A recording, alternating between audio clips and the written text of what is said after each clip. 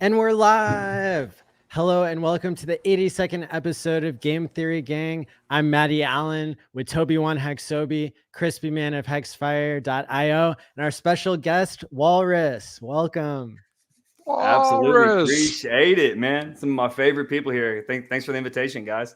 Super stoked, man. It's like a weird reunion because it's like Walrus was an amazing admin back in the day on Telegram, and that's where we first crossed paths. And I've been a fan of this gentleman's brain ever since. And it's great to see him come so far in the community and the things that he's been doing. And I'm excited to see where things go with liquid loans and the future of the Pulse chain space, which liquid loans seems to be a potentially huge part of going forward. Yeah, Absolutely. I appreciate it, man. Yeah. Walrus is he's a crowd favorite. He's one of the best when it comes to speaking about the Pulse and Hex ecosystem. And he's an expert on lots of really complicated things. That's why he's been willing to come on the show tonight. We've been doing a series of special speakers each Tuesday who have been drawing huge crowds. So definitely hit the like and subscribe button and share this out because I know that this is going to be a good one. We're clouting them. Yep. Clout stealing. We're sapping your strength. Oh, wait. It might be going the other way, Matty. You might be giving him more clout. I don't know. I don't know. Well, I want to get what's on the thumbnail out of the way. Yesterday was Richard Hart's birthday, and I figured maybe more people would tune in if that was on the thumbnail. I tricked you, sorry, but the good news is that Walrus he's going to be another amazing guest here tonight. Surrogate birthday boy. There you go. Yeah. So all I have to do is fill the shoes of a Richard Hart birthday party. Yeah, that's not a big deal. That's right. Yeah, that's no issue. Yeah. So hey, Crispy, are you going to sing to him like Marilyn Monroe? The real breathy That's happy right. birthday. Yeah. Pop out of a birthday cake. Why don't you? I'm getting the hard side eye on that. It wouldn't be the first time. So, well, we got a proof of life from Richard because apparently he posted a tweet where his voice was. What do you guys think of that? That he was saying, "Hey, it's my birthday." Yeah, it felt legit-ish. Was that real? The thumb. It was like I know the thumb was like a. You guys are too much. I think the more reasonable all your guys' take is, the more I'm going to lean into the AI take. So Toby thinks it's real. We'll let Crispy go, and then that's going to judge how weird I need to get. I want to believe it's real, and it was ambiguous enough to where it seems like, okay, he's towing the line, even with acknowledgement of his birthday, to not talk about certain things. So to me, it felt real. Okay. Crispy, Richard Hart, dead or alive? Don't even joke, bro.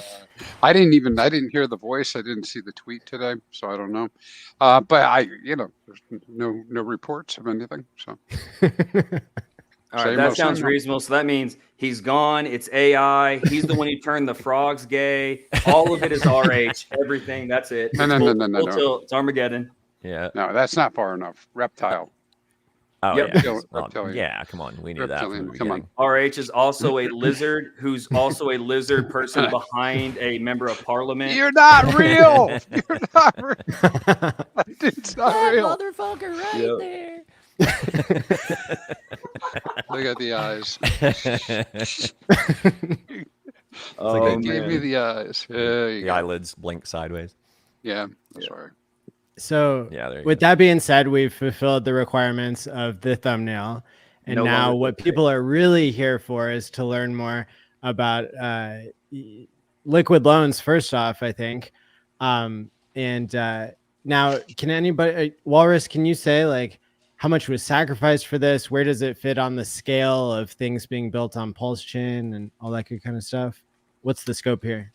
Yeah, it was around 46. So funny enough, again, I've been a part of the liquid loans team for about a year now. Now I was, kind of a supporter. I like that stuff early on. There was a lot about the ecosystem, a lot about what those guys were building initially that I was pretty interested in. So I was, again, one of those kind of early supporters. I love, Dave and Christian, but I've only been around since October. So the initial SAC raise was around 46. It's the largest outside of anything that was RH. And it has, kind of given way to a lot of things. So we've, there's been a lot of things we've done out in the community. One thing that I would highlight that maybe if people themselves are like interested from LL or afar, or maybe they participated early, or they're more on the maxi side or kind of hex centric. Some of the things that I would highlight, if you're like, hey, I don't care what you guys are doing, what's kind of in it for me, then if you look at, like, we have 200 plus blogs that are very pulse chain oriented, that we do a lot to make sure SEO optimized, so they pop up in search histories and all kinds of, other ways to sort of market outside of the community. I've tried to, go to things like ETH Denver and Consensus. And so we try to reach out and do a lot of those things and sort of be I've stolen this term. I might quit giving him credit. Gene Hoffman referred to him and brand as cyberpunks in sport coats. I might have to just steal that. I love the cyberpunks and sport coats kind of mentality. So we've done all kinds of cool stuff. We have Pulse Chain Safe, which is, we needed it for our stuff. So it's a lightweight kind of multi-sig. So if people want to use multi-sig for their security, I know, Maddie, you're very big on security and protection around hacks, and the stuff that you've done is super, super cool. So this was sort of a tool that we needed for our stuff. And then we're like, hey, if we do a little more, we can basically give it out. So Pulse Chain Safe it's live, it's up. Everyone can go use it for if they need anything for multi-sig, and we'll likely come back around and do more to build it out. But again, a lightweight, nice, clean, simple multi-sig. And then we have Fetch and LL that'll both be coming out this month. So the decentralized Oracle, and then obviously, liquid loans, as everyone knows. So all that stuff will be coming through this month. And we got a lot of cool stuff that we're working on as far as just getting these things out there and how we can build on top. And there's 3 or 4 other teams that are building different protocols, different front ends. So there's just not just from my own bias, and all that stuff is obviously Walrus with 2 L's, but we're in a lot of ways, LL is an extension of like Pulse's tokenomics. So you can choose not to use them. That's cool. If you're just a Pulse holder, cool. Think of it as a plus, that it adds that value proposition. But there's going to be additional things that you can do with Pulse and Fetch. And then we're going to see all these other projects come to life after that. And then things tend to get built on top, right? So you don't have DEX aggregators until you have more than one DEX. You don't have B protocol and, things to optimize multiple stable coins and all this stuff until you have multiple stable coins in the initial protocol. So I think that in a lot of ways, Fetch opening up the doors for all kinds of DeFi products, a lot of the cool kind of homegrown community stuff is waiting on that. And then the LL itself is going to be a big turning point in the chain, not just for the stuff that I believe in that I think is really cool, but to me, it's just an entirely different world after that. If you don't like us, cool. Come hate about fun stuff, right? Like, let's not just be arguing between each other and drama. Let's have good hate, right? Let's hate about whose stuff is better and where we can do more. And we're going to have stuff coming out everywhere. And it's going to be the right kind of FUD, the right kind of disagreements, along with all the positives. So I could not be more excited about what we're doing from just a person that's a fan of Pulse Chain. I could not be more excited. That's really exciting. And I'm glad how you're kind of mapping out things here. Quick question for Pulse Chain Safe. Do you know if that'll be compatible with Staker apps, like what people are exporting out of Staker app in terms of like Gnosis Safe? Is it related to that, or is it a fresh, like? It's just fresh. So they have to be native safes, vaults. Again, that terminology will be a little different inside of Pulse Chain Safe. That's something we're going to come back to. The Gnosis architecture, when they went from what most of us know as Gnosis Safe, which was essentially a clean wallet, to Gnosis, which those guys, again, that team have done fantastic stuff. They ended up building a layer 1 that it is a layer 1, but it's almost thought of as I would almost think of it more of as a rail than a true network. They have Gnosis Pay. They've done some really cool ways that they've integrated other dApps. So what is now the Safe team have done fantastic stuff. Like, if you just have to celebrate those guys from a DeFi perspective. The only downside is it made their stuff difficult to work with. So the old Gnosis was a little cleaner from hey, let's play around, go do other stuff. The current version is pretty intensive. It has a lot of, if you're looking for kind of like a Web3 version, there's a lot of plugins. There's a lot of ways to interact with these things. So as of right now, it was essentially a dev tool that we were like, hey, there's not much work and we can give it to everybody then and they can use it. So that's what we've done. But we're going to come back to it and try to add more utility and build it up to either, again, help with some of the staker class, to add some more integration with other dApps. But that's one of those things that, one bite at a time. There have been I think that there's been some overlap between the people who were working with liquid loans to help the community understand what it was and get the idea out there. And then also with Power City. So can you just break down, is there any connection between liquid loans and Power City? Portal X, is that related, or is there just some overlap in personnel? There was just some overlap in personnel. So the big one is Jesse. That's what most people know. So obviously, again, Jesse's done a lot of cool stuff for the community in a variety of different places. He was originally part of the LL team, and then he went on to go be a founder. And then Matt, one of the guys who did a lot of cool stuff for us that was on the front, he eventually went over to Power City as well. But it was just basically just those guys as far as personnel. The teams, the code, the products, kind of anything from a user, consumer side, we're totally separate on there. So those guys have built cool stuff. We want everyone to keep adding more value to the chain, but the Power City guys are the Power City guys, and the LL guys are the LL guys. Cool. And I guess for people who are trying to catch up, what's the elevator pitch for liquid loans? How would you explain it to somebody who isn't familiar? For sure. So there's three big things. The first one is, and what most people highlight, is the lending side. So you're able to put up PLS as collateral, and then you're able to have zero repayment schedule, zero interest. So you're able to pull out USDL, which is a stablecoin. I'll highlight that in a second. And the idea is basically, if you're these people that have again, there's a variety of use cases, but especially if you're a long-term, long thinker when it comes to PLS, like most of us are, especially if we kind of come from a hexagon background, we think in years, not weeks.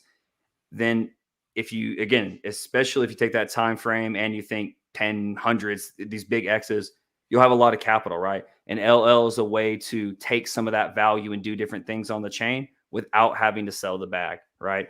So that's kind of the initial side, is zero interest, zero lending, over collateralized, cool stuff. A great way to take value from the PLS bag and not have so much dormant capital. The second would be, to me, USDL or loan. So loan's a cool token. I don't want to shill the loan stuff on your guys' channel. Token value, very speculative, all the kind of price stuff, number go up. And then so when you stake it, you're able to get a share of the fees off the platform. And then USDL, which I think is probably for most users, the more interesting side. Again, if they like loan and our stuff, very, very cool. But USDL is a decentralized stablecoin where the collateral's on chain. And that's the end of it. No admin keys. You don't get blacklisted. We don't have to worry about any of these other things. So USDL will end up being a really kind of key instrument for liquidity across the chain, provide a lot of value. We've got a multitude of cool things that we're looking at building off of USDL. But essentially, so to me, it's the lending, the USDL, the decentralized stablecoin, and then the yield side. So you can take USDL and stake it in the stability pool, and that's risk off yield. So that's yield that isn't involved. It's not, kind of speculative in the rest of the market. And then we have staking loan, which is now your risk on. So you've got all the loan price fluctuation along with the yield. So to me, there's some cool yield opportunities. There's the stable coin and the lending side. Can you compare and contrast, just at a high level, not super technical, what's the difference between USDL and, let's say, Bday on Ethereum? Is that also a stable coin that's somewhat decentralized? The first part, it is a stable coin. Where Bday has changed really greatly is originally Bday had similar properties about being over collateralized. It had very different liquidation, kind of these auction mechanisms, and it had ETH. And it was, I would say, very similar, not from an architecture standpoint, but from sort of a net result for most people, very, very similar. Where Bday has changed is now it is backed by tons of USDC, which USDC has its own risk profile and concerns. It also has pros as well. And then the other is, most people don't even pay attention.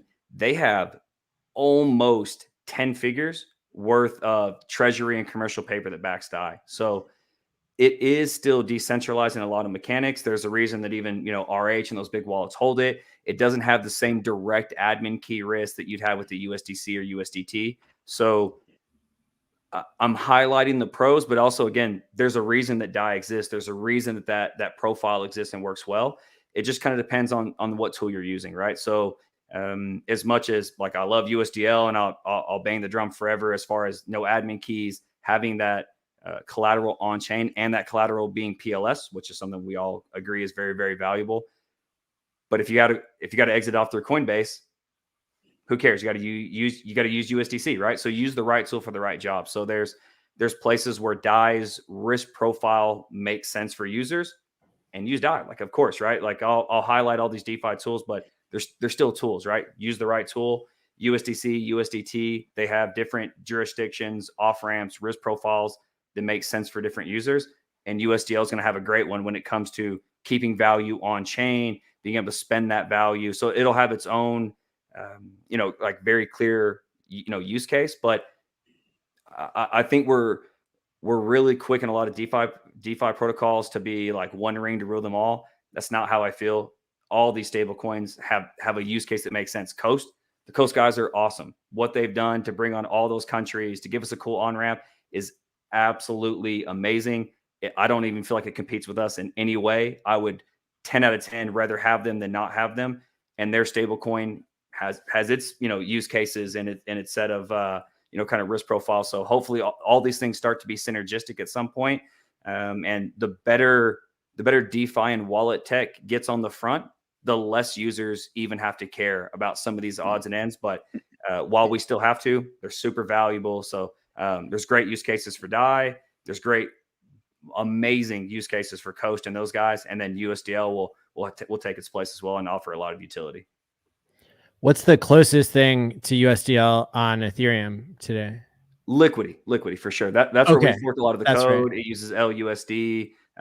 Been there for 2+ years. A lot of Lindy effect there. A lot you can extrapolate from that.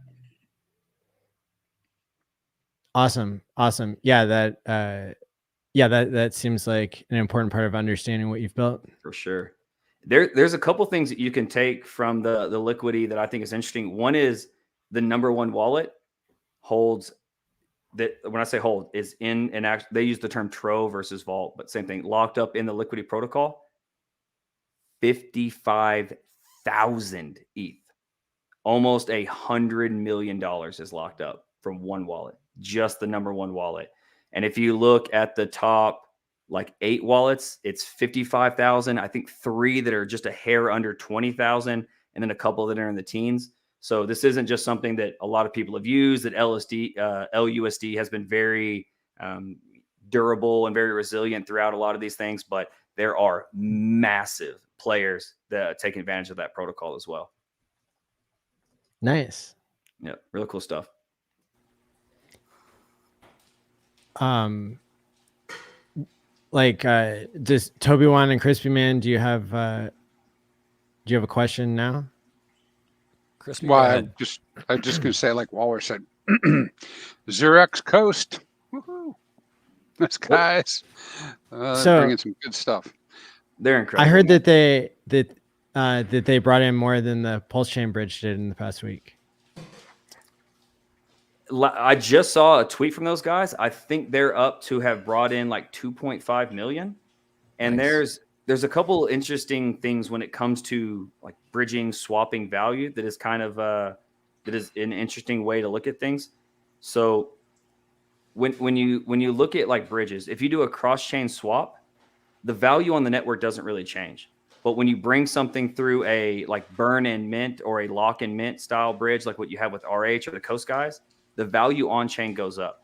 And the way that's very easy to visualize is, imagine that the 4 of us are playing poker, right? And a new player comes in and says, "Oh, I want to come play on the game," right? So we're a Pulse Chain network, and they come in, they got $1,000 and they say, "Hey, Toby, let me get $1,000 worth of chips off you." Okay, so we all scoot over. There's an extra seat. Toby moves him 1,000 chips, and he takes $1,000. The value on the table hasn't changed. It's the same amount of chips. The only difference is Toby moved 1,000 stack to a new player. Now, where that's different from something like Coast or the RH Bridge Pulse Ramp is if a new player comes in with $1,000 and they bridge it in or bridge it with Coast, we all scoot over, but there's another $1,000 on the table. And so there's a variety of reasons to use these different bridges, but that's the real value there about some of these other mechanics. So like, again, USDL, it has some effects. I don't want to get too off in the math about added value on chain, but we want these on ramps. We want all these things that add TVL and big stats and money on chain. So we want it to be seamless where if you're a 50, 100 DCA player trying to get involved, we want it to be super simple. We want to give them every opportunity to just get in the game and come play. And then when it comes into, bigger players, more nuanced guys, we want them to do the hard work and just bring some actual just gold and silver hard value on chain. So we want all these things, all these tools work well for end users. Use what makes sense. Take advantage of all these tools. And then for some of the more market makers, people with bigger bags, people that care more about chain long term, then you can get into some of the the nuts and bolts on which tool to use. That's very interesting. Does that have to do with Hart's law? The fact that a cross-chain swap isn't bringing in the same value that a bridge is? Not exactly. So the reason it's different is if you do a cross-chain swap, there's a variety of ways these things work, but typically they work sort of as a LP that's on both sides. And essentially all you do is change ownership, right? So again, using that poker analogy, Toby had $1,000 of chips. Those same chips are now new player one, right? So nothing's been added. But if you take DAI and you lock it up on the bridge, then you would mint $1,000 worth of DAI on the network. So that would be wrap DAI or any of these wrap tokens. And so now there's new value, or Coast would just mint a new token. So if you bring in $10,000 in Coast, there's $10,000 in Coast stablecoin that did not exist on chain before. Versus if you do a cross-chain swap and you buy $10,000 worth of Pulse or USDL from Walrus, the ownership has changed, but the value on network is the same. So that's why you need kind of all these different tools here to help facilitate a network. Interesting. I think there has been a happy accident. And that happy accident is that I didn't know that Walrus was coming on until literally like 5 minutes before coming into the green room. Super excited. Happy to have him here, of course. I am a terrible, terrible procrastinator. So I have drugged my feet on learning about LL. I'll admit it. I have not gone on to testnet. I apologize. Please don't admonish me too badly. But I think this will be good because I am guessing of the 113 people we have watching right now, that thousands on the replay and thousands on the replay, that there will be many that maybe this is the first time they've ever even heard of LL, or they're like this dipshit that sacrificed for it and literally doesn't even know what token I will be getting airdropped. So if you had to like no expectations. Right. If you had to really, really, really dumb it down, like I tell people this all the time, talk to me like a 3-year-old, because it's like, you're not going to offend me. I really want to understand it. I don't want to pretend like I understand it. So I know early on, there was some contentious debate. People were saying, people were going to get liquidated. Can you speak to some of the concerns of those early days where people were afraid that this was going to get people rinsed, not rinsed because that implies something else, but to get them wrecked basically because they're going to over leverage, or how that kind of compares to leverage trading, for example, and how you can set those limits in such a way where they can still benefit from the dynamics of the system without putting themselves at undue risk of losing their pulse, right? Because that's if you're putting it up as collateral, then that's the chance that you're taking to varying degrees depending on the leverage you pull. Am I kind of in the ballpark there? 100%. Okay. Yeah, I know the thread you're pulling on. So there's a couple of main things that I think if you're more risk averse on the, hey, RH told me there's 3 L's. Ladies, liquor, and leverage, right? Any of that mentality, concern on the leverage side, the lending side, all those make total sense. So there's, I think, a few things that will, if they help put that back in good context. And if you're still like, hey, I'm out, that's fine. So whenever we go through this stuff, we're going through for education, making sure people know options. You can do the staking side. You can just hold pulse. So I always like to remind everyone that, like, I think sometimes when there's, third parties or new stuff, that there's a push and pull between maxis. And the first thing I always want to clarify is, don't, like, the first answer is just don't do stuff. Like, stick to your guns, stick to what you know, stick to what you've been successful with, and just listen, learn, and maybe dip your toe in the pool in the future. If you're, again, very RH centric, like, just listen, learn. It's fine. Take your time on playing with any of these other tools. If you never get there, you never get there. If you get there soon, cool. We'll keep working and playing with stuff. But the first couple are, I think that's important is the leverage. Okay. So if you go, now there's a few ways you can actually like loop and do more leverage, but essentially using it sort of just what's on the 10, you could go 110 is the minimum collateral. So let's say you're at like 120, 130 range. Okay. That's essentially like 1.7 or 1.8 leverage. Okay. Most leverage trading platforms, some of them have a 0.5 or 0.75, but most of the time they start at 2x.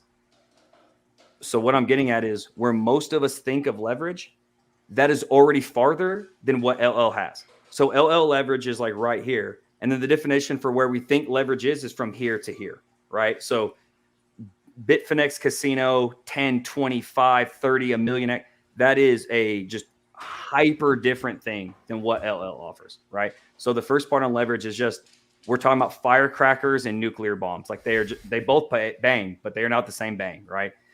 So that's the first part when it comes to leverage. So it is a form of leverage, but we're talking about the extreme version is less than the minimum that most of us think about. The other is on liquidations. So if you put in 100 grand and you go 10x long or 10x short on Bitcoin and you get liquidated, you're gone. Zero. Finito, whole position, stacks blown up. You're gone. So that's where most people are super concerned with liquidations. And they still should be.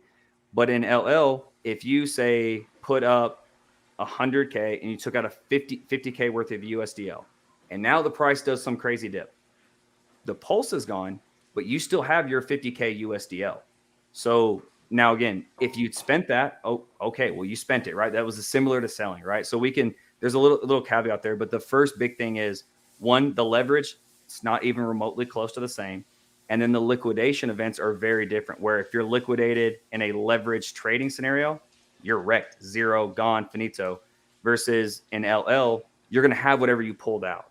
Now, I do this as an explanation, but I don't want this to be well, then I can get reckless. So don't hear what I'm not saying. People should still take this with understanding and, a grain of salt. So for most people, their concern when they hear L is essentially every variation of what if it dips 90%, right? Okay, so let's start at 100K. So the first part is, remember that if it dips 90%, you dip 90%, you're down to 10K. This is a bad scenario no matter what. So it's not a good and bad scenario. This is a bad thing regardless, right? So for LL, most people innately think, oh, if it drops 90%, that's like a worst case. It's really not. So again, let's take the same scenario. You're at 100K, you pulled out 50. If those things stay static and you didn't do anything else, and then it dropped 90, you would have been at 10%, or excuse me, 10K.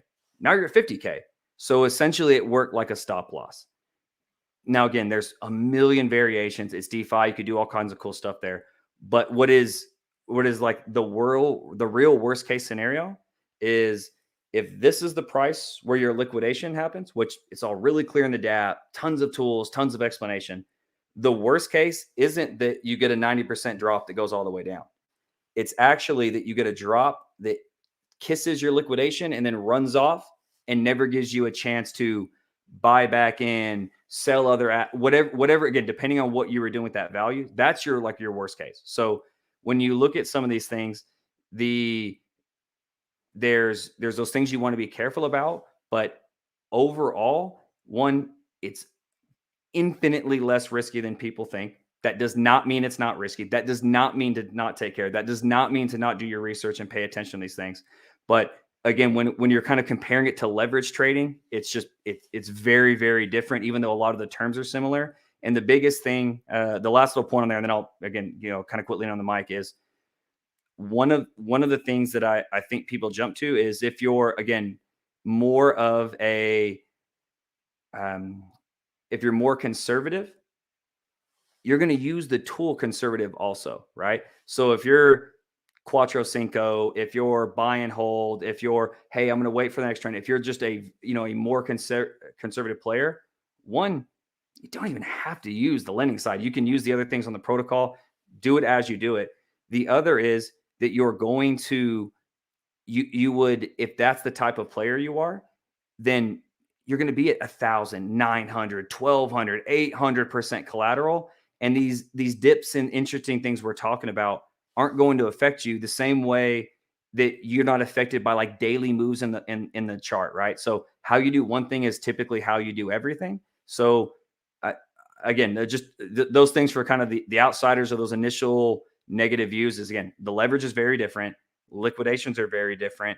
And I think we mentally go to, how could I hurt myself if I was really aggressive when I don't do anything else aggressive? And it's like, well, that's not what you would do, right? You'd be on this side of the spectrum. So I think those are the three things that I would kind of like offer up to people if they were hands off and wanted to come in and look. That's where I would lean in. You're muted, brother. Thank you for that. That was very thorough. Appreciate it. What I would intuitively, what comes to mind is like, if you were that guy that took out the 50K and you got that 90% dip, to me that seems like a monumental opportunity, because it's like if you're long-term minded, then you have essentially 50K in stables that you can then go buy that monumental dip and not only recoup how much pulse that you lost, but then some, right? So it seems like there's a lot of opportunity for that type of stuff there. With the lending protocol. But the other thing that you mentioned was staking. And this is a concern of mine, short term, not long term, for things like liquid loans, even things like Fame, Pulse, and Pulse X, of course. But as history has shown us with those things, shortly after those airdrops, some a little sooner than others, the hindsight is 2020 smart move would have been sell that airdrop and buy it back cheaper, right? So my thinking was, like with Fame in particular, they had staking available, right? So it's like, oh, if you stake your Fame, then I'm assuming it's going to have yield like yield farming is over on PulseX. Not at all. The yield's not bad. I think it's like 9.5% or something, but that certainly didn't offset the dip that happened. So, on that one, it would have been smarter for me to follow my instinct and dump it and then buy it back cheaper. But instead I staked it and locked it up, and I'm making my 9.5%. So with this, is there anything in place that could maybe combat, what we've seen play out with these others? Is there a benefit to staking earlier? Is there anything in place that's going to maybe stave off what many would see as an inevitable dip after the drop? Yeah, there's a few things. So one is, charts do whatever everybody else says, right? Like that's not a go yell at the devs, have them fix the chart. That's not how that stuff works, right? People dump, they dump, right? The couple of things are, it looks like a handful of addresses have a more long-term mind state. So when you look, the majority of loan doesn't look like it will be available early on. So there's some of that natural kind of emissions as far as the way it plays out. Oh, hey, could you touch on that actually? Because I totally forgot about that. Because I know that there was like a lockup period as part of the sacrifice, which I did that, but I got to like check back to my notes to see what exactly I did. But I feel like there was like, it was 2 years and 4 years. I don't know. But yeah, there's a few different lockups that people chose. So there's essentially month increments where there was a bonus on some points. Those got allocated to some addresses. The longer they locked up. So essentially a longer pays better. Got it. So that should eliminate some sell pressure out of the gate, because it's not like there's going to be one big airdrop of everything, and then you're kind of eliminating that potential. And that was up to 24 months, and you can check on chain by looking at your wallet and looking to see if you sacrificed a certain amount of cents. Because like if I sacrificed $100.10, then that would mean that I was locking up my points for 10 months. Is that correct? Yeah, you can look at, so there's, if you go look at testnet.neverselling.io, there's some information there. Apparently that seems associated with the loan token and some points. There's all that information is there. And again, it went up to 24 months. Now again, no one knows what price will do. So I think that all of this stuff is a story we tell ourselves to kind of convince us of whatever it is we originally think was going to happen. So all kinds of stuff, right? Like it happens how it happens. I think that there's a lot of different perspectives, but I've always leaned back on, if you build cool stuff, then eventually you end up in the right. So I'm not a TA guy. I'm not a 1000X. Like none of that stuff really ever resonates with me. I tend to think, hey, this thing's valuable. I like the people doing it. I think this will be cool. And I assume that I'll end up beneficial at some time point. So there is some distribution that should help out. The early incentives are around LP rewards, which is pretty cool. And then also the stability pool. So both of those will have some early loan token emissions that should, kind of bootstrap some of that early play and give a place to go for some of these things. So that's really, really helpful. But charts do what charts do. Again, we can all, if you, what is it? If you had hindsight, there'd be a lot of rich people in crypto. So, yeah. Again, I'm very, and I'm leaning on all pricing, no matter what everything is. But there's some things that you would lead you to think that we would have some better performance there early on. And there's what I've always leaned about is tons of utility and tons of options to go do cool stuff. And again, I always like to bring that stuff up when it comes to the haters, people who have not participated, people who are looking to participate, any variation of those things. This should just be net beneficial for the ecosystem. And that's the stuff that I think is the most important. We can get into what will this token do, that token do, who's better, who's left. But if we're just looking at this, if we keep building cool stuff and there's more cool stuff, Pulse Chain ends up being more valuable, and we can all fight over who has the biggest house on the block. I think that's a better argument than just who's homeless, right? So that's where I lean. Right on. Can you speak about the stability pool a bit? Yeah. So the stability pool is relatively simple and it's kind of cool. So what its function is for the LL protocol is when things are liquidated, they don't get sold on market. So you don't have this the cascades or any things you might see with, like we talked about, the difference in like leverage trading where pop, and we get this big push down, or the Luna death spiral. None of that stuff exists in the ecosystem here. So the stability pool is where you can put USDL and it will absorb all those liquidations. So it's a stability pool, like kind of what's on the tin there for the LL term. Now for users, what it ends up being is pretty cool. So one, you have this early loan emission. So there's just sort of think of like an ink reward, but it's the loan token. That's cool. The other is that 110% collateral, when it gets liquidated, it gets dispersed to the stability pool. So the yield from the stability pool is basically like a limit order minus 10% on PLS. So if you see a liquidation, you're going to basically get market rate minus 10%. That's your yield. So one, if you just want to park value in there and participate, very cool. Where I think that some of the, again, that cursory user or some of the people on the outside might find some value in that is if you're a, hey, I move, once a quarter, once a month, any of that variation. If you're kind of a DCA player and you're like, hey, I'm going to move in 1,000, $5,000, whatever it is, your chunk, and then you're over a time frame going to buy, right? So you move in $1,000, Pulse Chain transaction are cheap, and you're going to buy $100 worth of Hex or Pulse Hex, whatever your poison is, over time. Essentially, to me, one of the cool things you could do, again, as a more outside user, is to take that value, put it in the stability pool. You take the loan. If you like it, cool. If you don't, you sell it, take the value. And then essentially that's the cheapest you could have got Pulse while you're waiting there. So that's a cool place for, if you like that kind of yield profile, very cool. And as an outside user, that's a great place to say park DCA money or value on chain and take advantage of the PLS while you're waiting to DCA or whatever you're going to do with the value. But if you just have, a lot of us will just kind of keep dry powder. It's hard to think there's a better place to stick dry powder than somewhere you can get Pulse Chain for 10% off.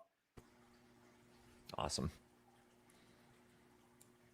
And is there anything yet on the LP rewards or what the pairs that you're going to be focused on are? Yeah, so that's something that, again, I'm so happy about the DApp, and I'm going to tease Toby for not having known this because it is in the DApp. So there's an LP rewards in the DApp.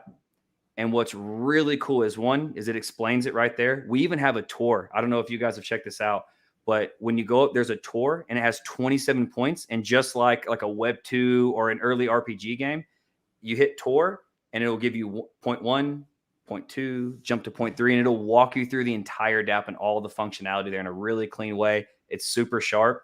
But the LP rewards, it's right there on it. It just says, hey, this is where you stake your LP. It's 150 billion loan tokens described there. And what's even really cool is, so the pair is the USDL PLS pair on PulseX V2. And the reason it's V2 is so that, similar to like the INC farms, you're going to get that LP reward, but you're also going to get the fees. So it's kind of that best of both worlds there. And what's really neat is right there on the DApp in that LP rewards page, there's a link and you can just click the link and it'll literally pop you up right to the providing LP page in PulseX. So if you have the tokens in your pocket, or you're sitting there, you literally just click the link, put in your value, stake, close, stake the LP right there. It's just, so there's no way to miss it. It's right there in the DApp. It'll just connect you right to that pair. Right on. As a validator, to me, this sounds like something that would be very, very, very interesting. People that are validating and making that pulse yield every day, as a place to reallocate some of that and make some pretty nice yield. Because it's like, the best paying yield farms are paired with ink, or stables. So, depending on how much ink you want and what the sloshing effect's going to be, I've ended up with way more ink than I ever wanted. Quite frankly, I think long term it's all going to be fine.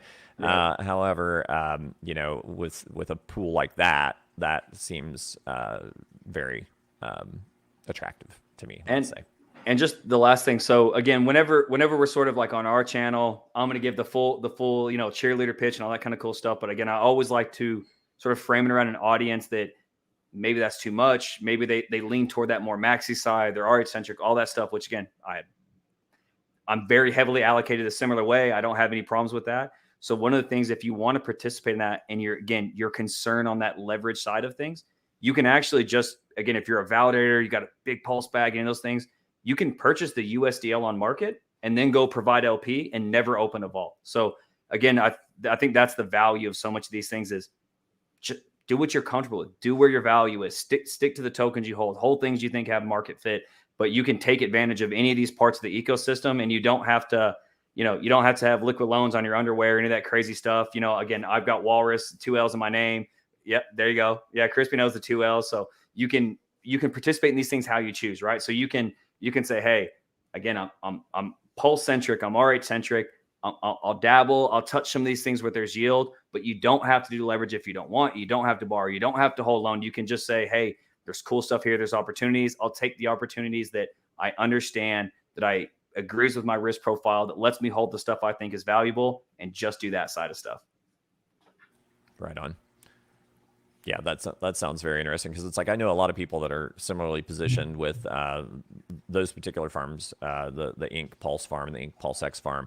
And what I've done and what people I've talked to that are similarly positioned have done is they've taken their pulse yield from their validators and their ink yield from the farms, and then just rolled them back into those pools to continue their, to get that yield, because the return is so good, right? Even with ink, at less than $1. Whereas to diversify that out a little bit, to have another option.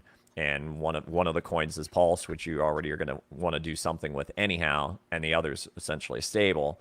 That sounds. I'm excited to dig deeper into that. And here's something that is my own conjecture. This is not based in fact. This is purely my own speculation here, but I do think it's interesting. And this is maybe something that Crispy might have a take on as well.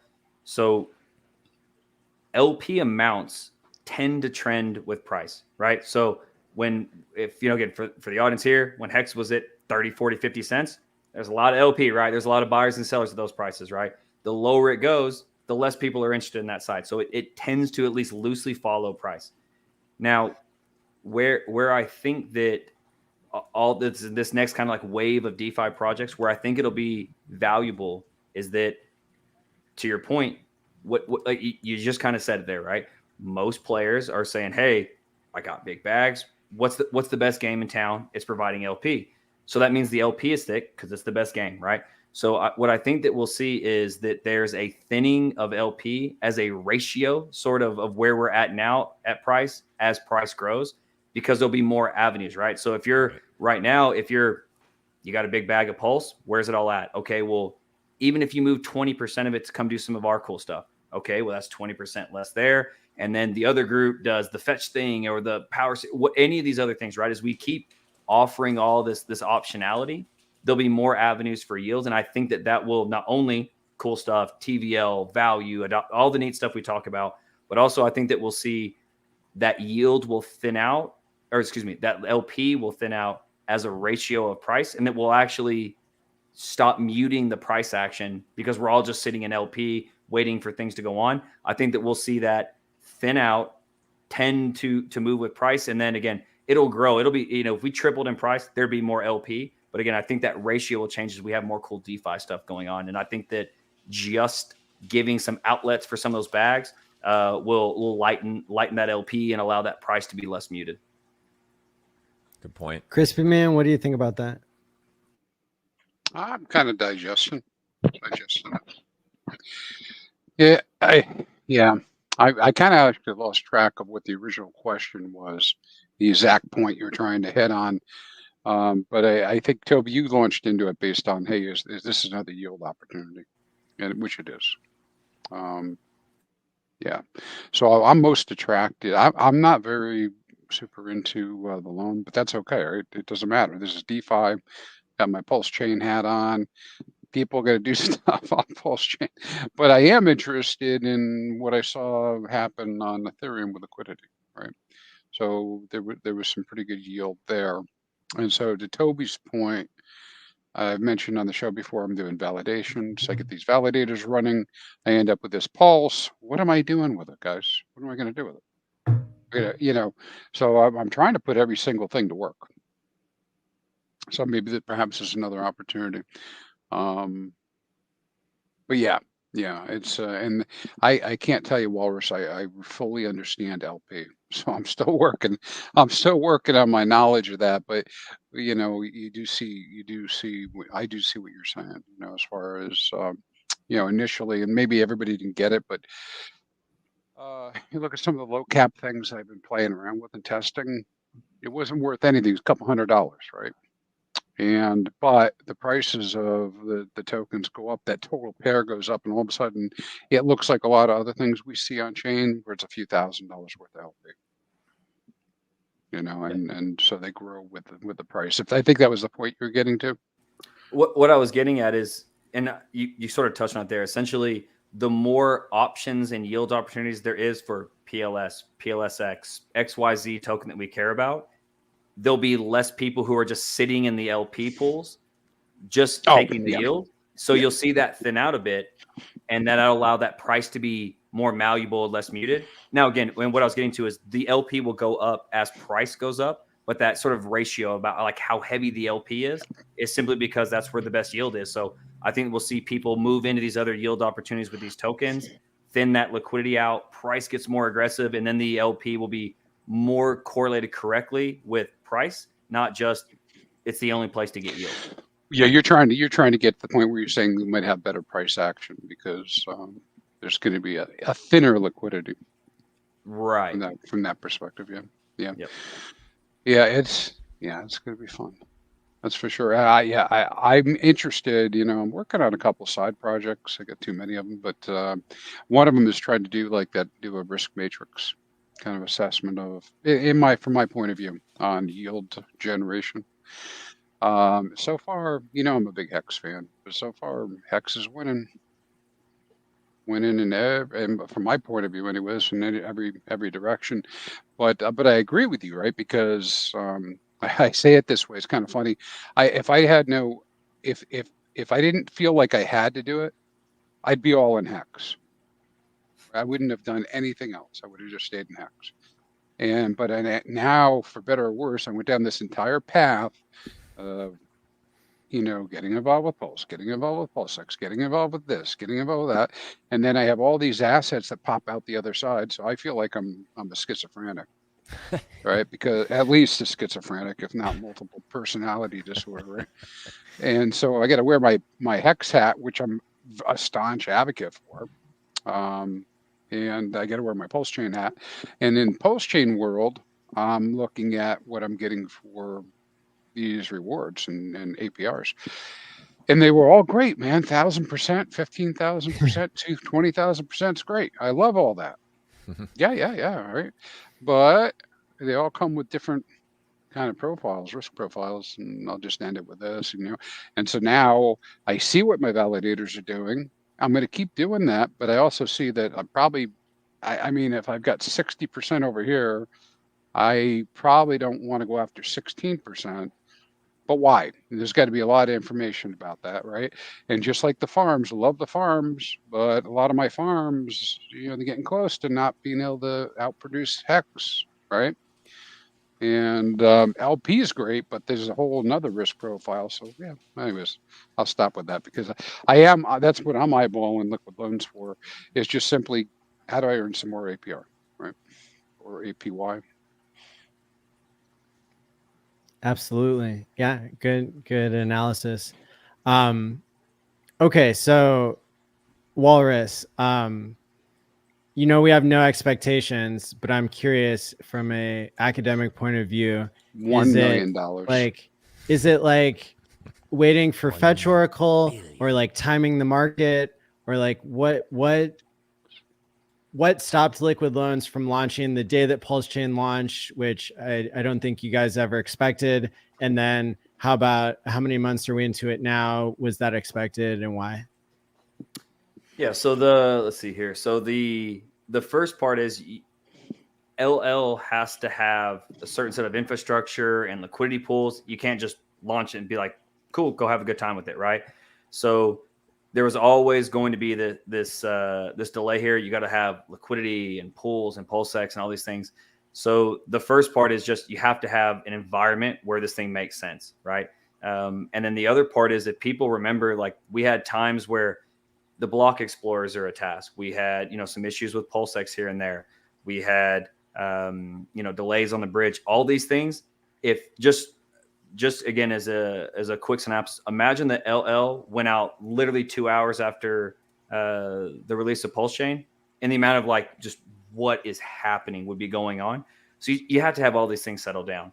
So the first part is, again, just a variety. You got to have, so for our front end, we have an archive node. There's volatility. There's just a whole multitude of things that you have to have right in a good environment. Things have to be settled, and then you have to be able to take those things and have them settled in the code. So like, again, even like the LP rewards are on PulseX V2. So if we had rushed that and it had been on V1, then none of those users would have had LP fees, right? And that's hard, right? Like that's not shaded, ag or any of the PulseX devs. Like that's just the nature of the beast. Stuff's hard. It takes forever. It is what it is, right? So you just have this whole conditioning of just, is everything okay? Like, are we happy with this? Do we know that we're good here? Is there enough LP? And then we've gone to the absolute nth degree when it comes to the audit. So the audit on the LL code is 54 pages long. 54 pages on just the code. So there's a ton of reasons on that. But again, the big part is you just don't know where you can miss stuff. Again, this is not meant to throw shade at PulseX. It's going to be awesome. Those guys had two problems on the most forked, most audited code that exists, and that's Uniswap.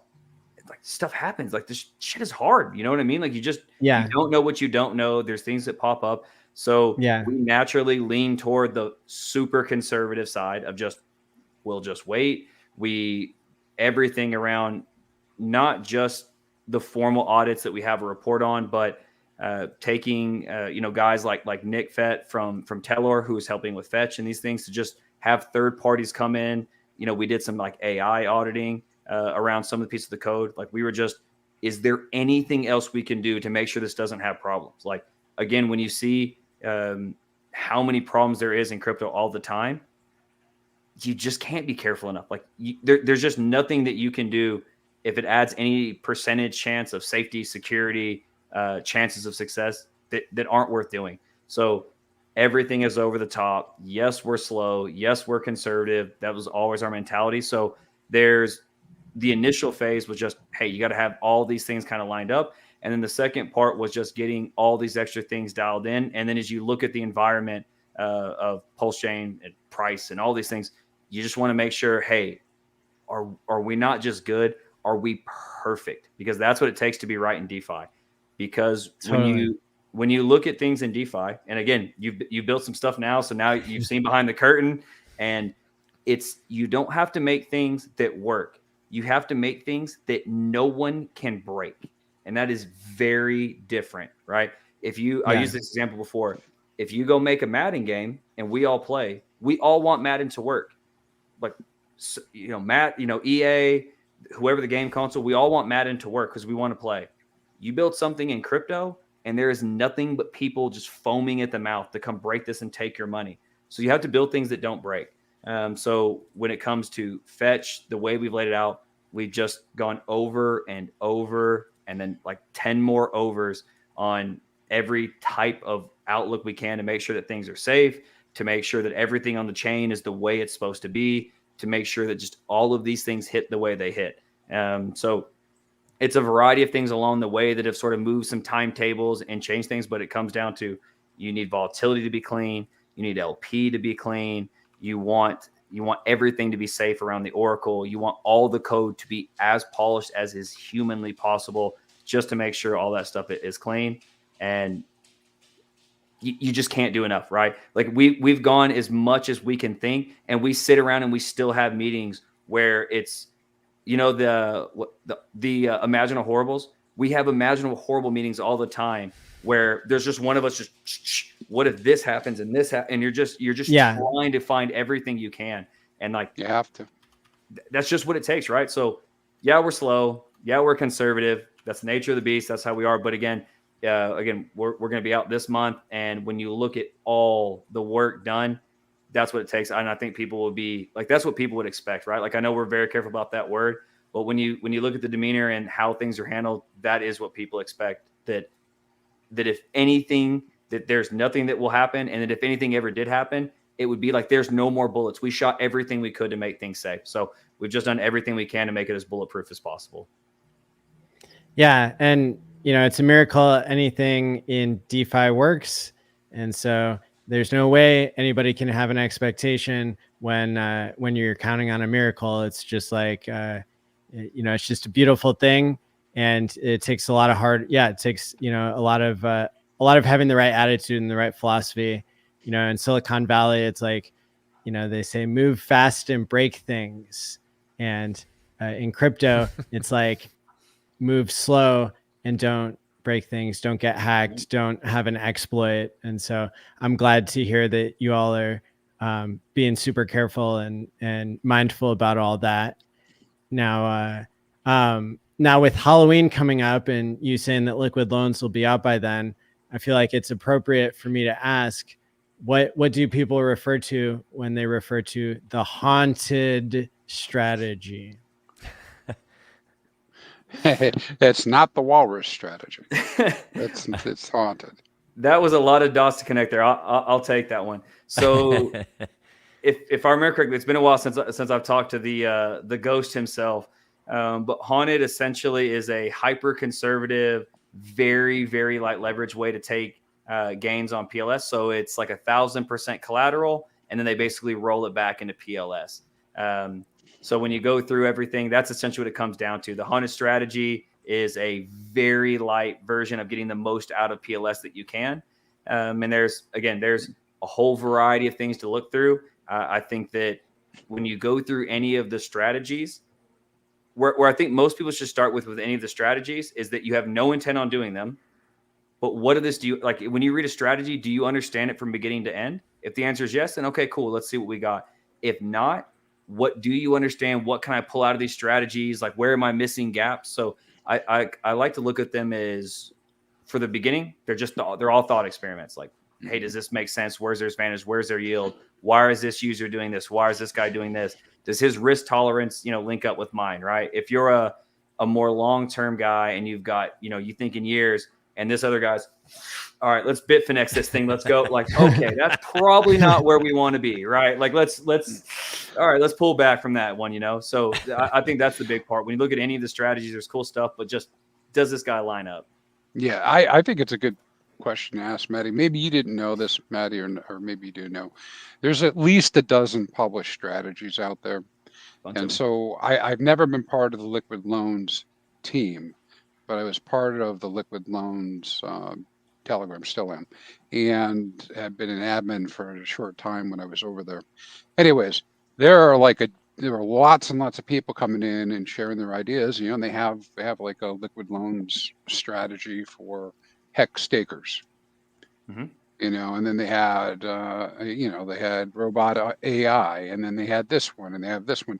So each person kind of put their own brand on it. So there's quite a few out there. I do think Walrus are very useful because maybe you're not going to do them like that exactly.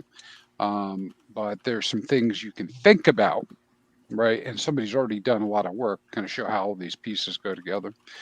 And two other things come to mind. One, I won't mention right now unless Maddie wants to talk about it, but there's a whole token that's based on one of the strategies, with the idea that all it's going to do is use the strategy and go up.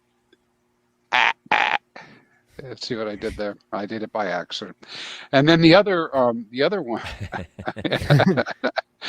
Anyway, so there's that. And then the other thing with strategies like this, again, another protocol, don't know if it's coming out, don't know if it's going to be successful. Looking forward to seeing this Tetra, where you'd be able to potentially plug that right in, take a strategy like this and build it right in Tetra.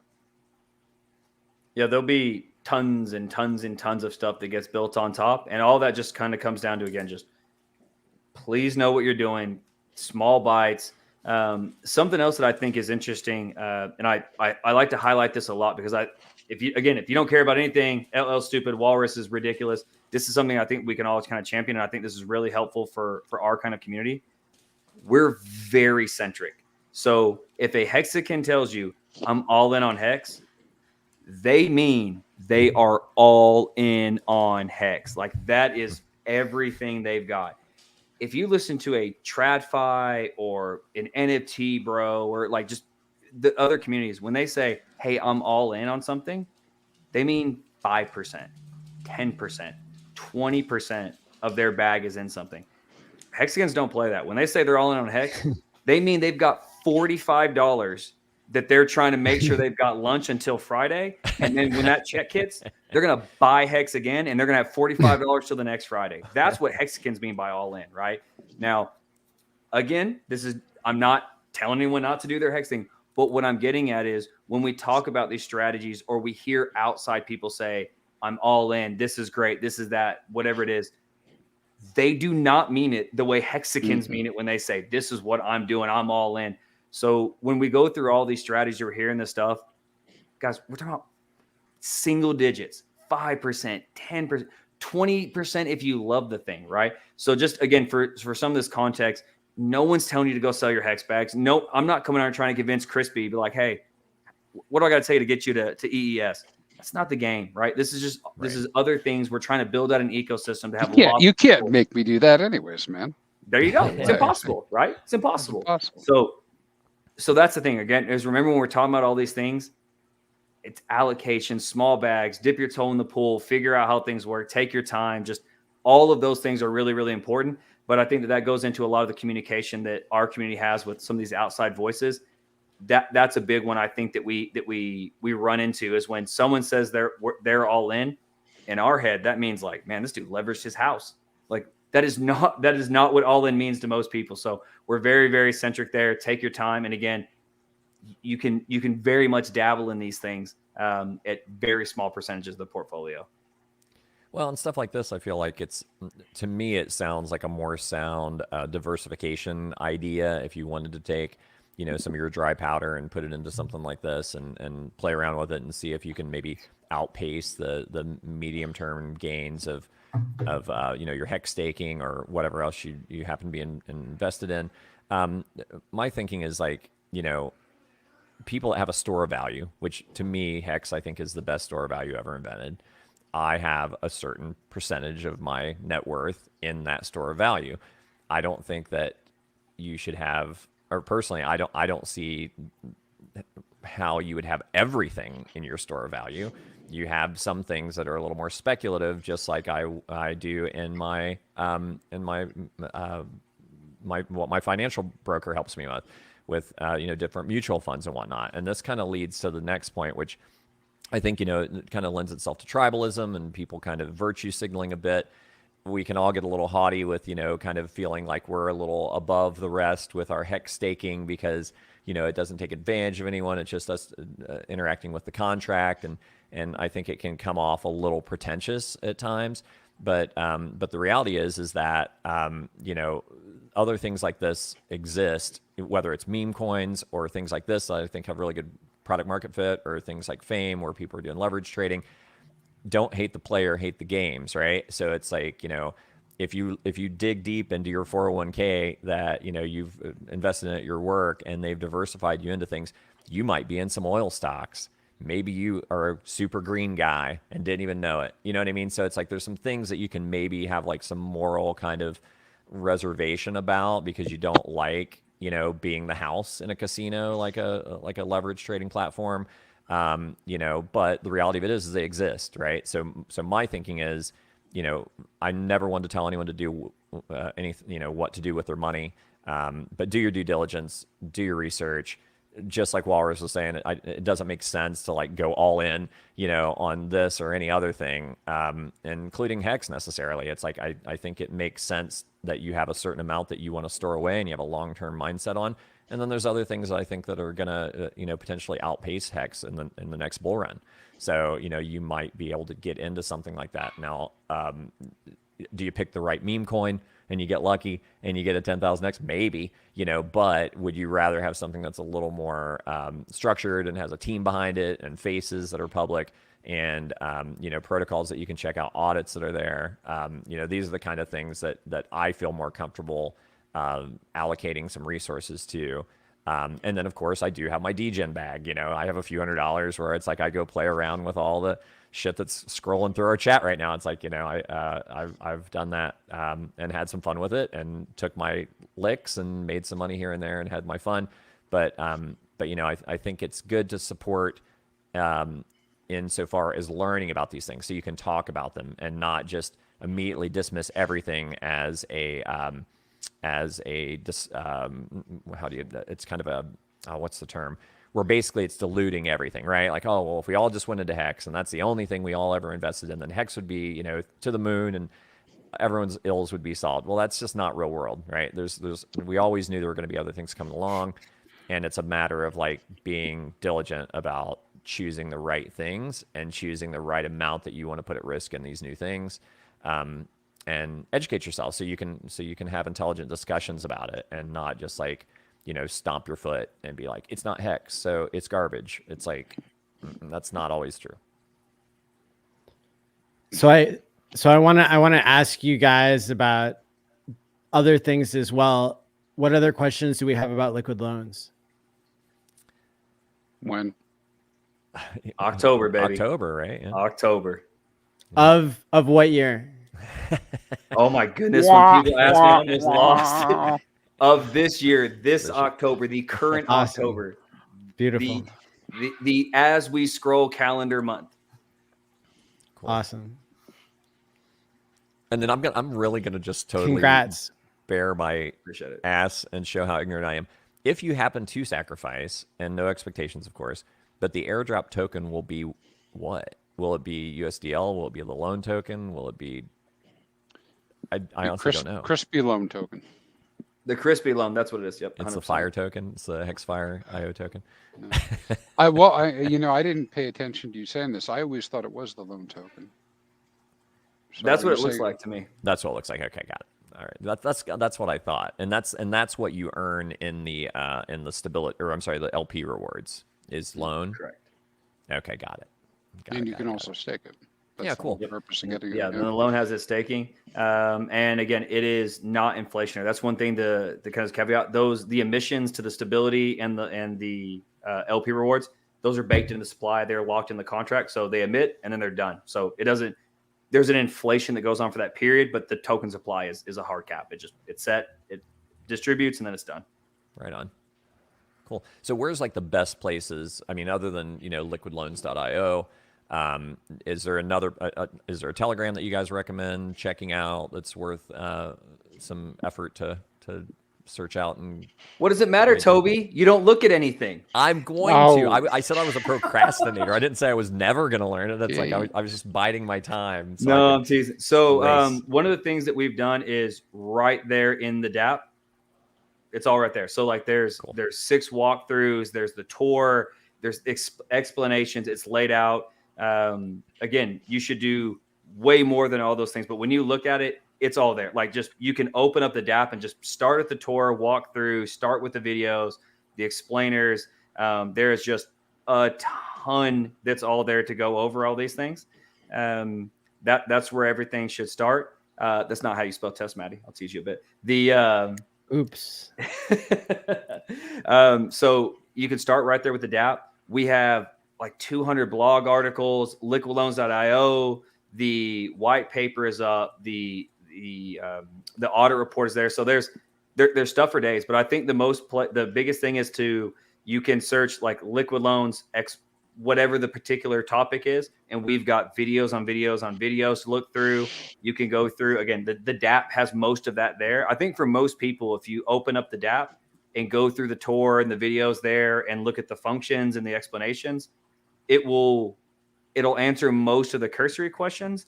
And then it will also give you those flags of, hey, hang on, I don't really get that. And then you can go look up at that topic. And the Telegram, again, our site has blogs and tons of comments there. And again, the YouTube channel. So lots of content. And there's people that are doing cool stuff. And I'm excited to see the Sloss and the Axis and a lot of those guys get in and do some of the more tricky stuff as far as like, hey, you do this thing and then you can roll a 30-day hex stake with your USDL and then you can take that and if you look at it and say Hail Mary 3 times and turn it into this thing and just go through all that stuff. In a lot of ways, what I think is super valuable about LL is that to me it's an extension of PLS tokenomics, and it lets you go do whatever it is you already cared about, right? So again, if you're a hex player, you could take some percentage of that, do a rolling 30-day hex stake, scrape some value there. You can, if you like any of these other protocols, any of these other memes, you want to buy the dip. Like there's essentially, if you just want to take some of this value and take whatever opportunity is you already value on chain, that to me is one of the biggest use cases. Cool. Well, that's a lot of information that you've broken down very well. So thank you for explaining liquid loans and getting the refresher for everybody who had been learning about it a year or two ago. Very cool. And as for the people who are not looking at the screen, but just listening as a podcast, that is testnet.neverselling.io. Is that correct? Correct. Awesome. Never sell. Yep. Never sell. sell. And again, I appreciate the opportunity, man. Again, we're a community that's very feral, want to protect all our OG ticker symbols. I definitely understand that stuff. So I try to be very respectful to the audience on those things again. So that's why I try to give all the extra caveats and not just, hey, my stuff's going to go up, X, Y, Z kind of thing. So we got spaces will be, more just, hey, what can you do with all this stuff? But I try to make sure that we're tailoring around whoever's listening here and understanding where the pros and cons are, what the options are, where it can help you, whether you want to use some of the small stuff or if you don't care and you just want to hold your PLS and, watch what the rest of us are doing here. They just, again, want to make sure that everyone kind of understands the tool set. It's not just trying to pump a ticker. Yeah. I was just say I have one more thing, and this is not to take away from what you said, Walrus, but for anybody who's listening, is like, this is just way too complicated. Yeah, it's okay to just stick with hex staking. 100%. 100%. You don't have to go into these things. If you're going to stake, you've got 15 years to figure anything else out. If you're interested in doing it, take your time. 10 out of 10. That's right. I was going to ask, like, do you have a little bit of time to stick around so I can ask you some questions about like macro or kind of what you see in the rest of the ecosystem? 100%. Awesome. Yeah, I didn't think it was just be my show fest. I thought we were all just going to hang out. He was gonna kick. We were all He was trying to gonna get our kick learn you out on. if you didn't like what he heard. You're out, man. Yeah. You're like Walrus. Thanks for coming. Click. Bye. Well, these shows go really long, and so know. far all the guests have been willing to stay on, for a couple hours. So I'm really appreciative to everybody. Can I throw a bridge topic out there? Not bridges, but a topic bridging from this into a small subject. Let's That hear I it. think Walrus and you, Maddie, and Toby and I, we're probably a good match for this, right? Toby was just saying a few minutes ago, like everybody's never going to sell, right? Or something like that. And of course, prices are going to go down. The more I've gotten involved with doing my own personal research, trying to educate myself, right, about LP and how these tokens work, right, and how tokens work in general and everything. And it sounds like it sounds pretty funny when I say this stuff out loud to me, right? Because I'm going to say things that mean something different to me now than they did when I said it, when I heard them the first time when I said them. Like, hey, you know what? If we all start a token and we all buy it and don't sell it, the price only goes up. Did you know that? Right. So, in a big way, and actually, it's beginning to really drive into my mind, right? With the whole HEX situation. You remember how we had a great run up, right? People very excited, jumping off, jumping up and down, making I remember. movies, dancing on coffins, That's right. all these things as we're going upwards, right?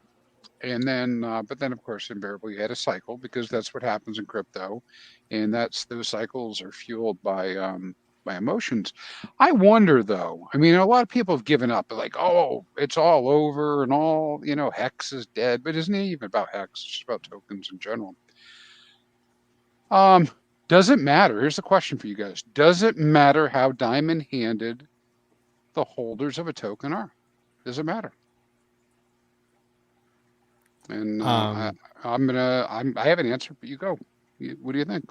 Like in terms of supply and demand, I would say that it matters. I think in HEX, like if we want to get into a super high level discussion about it, it's like, okay, you've got this inflation rate based on all the tokens that exist. But then if you're thinking, oh, the OA hasn't sold, what if that keeps happening? And you reduce the set to the number that's user controlled outside of the OA. Now you look, 75% of the tokens were locked. Well, the inflation rate, if you're measuring in user controlled coins, is actually 36%, not 3.69%, relative to the amount of coins that are, I guess, for sale now. So that seems to be something that is counterintuitive to me, at least, that wait a second, if we had 90% of user controlled coins locked, then that would be even more outrageous of an inflation. But at the end of the day, you need a way to keep meat on the bone for people. You need a way to distribute tokens anyway. And so that doesn't turn me off to HEX. And I have been throwing down to buy the Deci discount these days.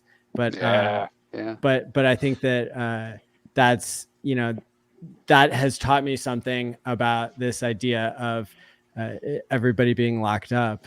It's a mixed bag. Good point. Yeah, it's like Bitcoin's a pretty good example of how diamond hands have helped.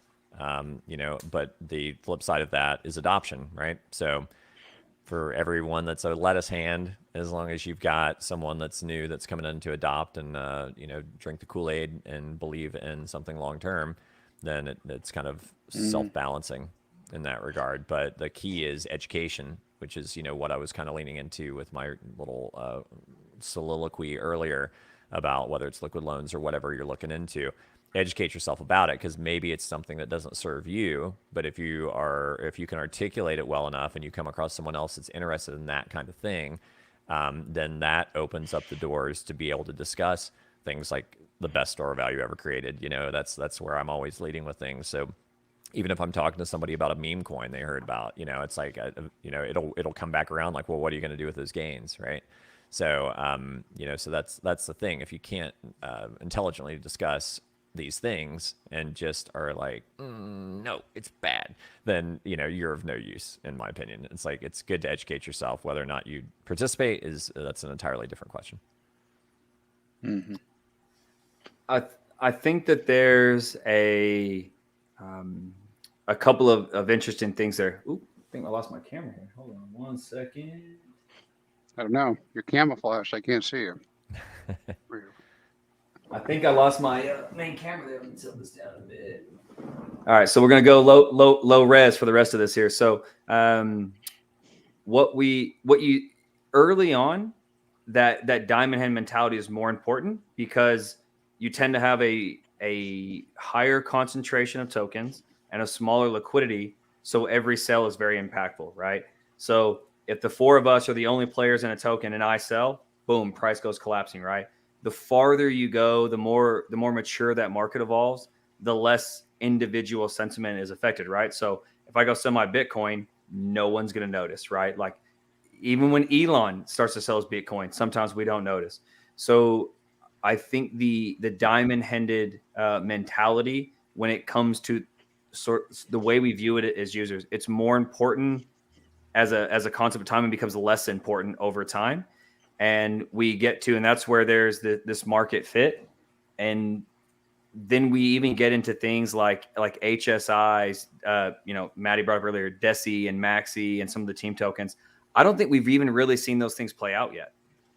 Like how influential those things can be in an ecosystem. So one of the initial like ebbs and flows in the HEX system currently is, well, the fees are so cheap on Pulse. Why would I not buy PHEX versus EHEX? And there's a lot of other sentiment, but that was sort of one of those main points. Well, sure. Again, no argument there. Just adding some of this discussion here. So did we even see what HSI effects had? Like there's gas efficient ways to acquire, move, stake, take your yield in EHEX. We haven't even seen hit yet. Like we haven't been through a bull run gas peak where we had all these solutions that we built, right? So like we kind of have a tool belt that we haven't used for the issue there. So when it comes to, again, some of this diamond handedness, I think it always matters, and that essentially price is buys and sells. But I don't think that I think the way we frame it kind of colloquially when we say diamond hands, I think it matters less as you go over time, and overall sentiment, use case, utility, all these things are what become more important.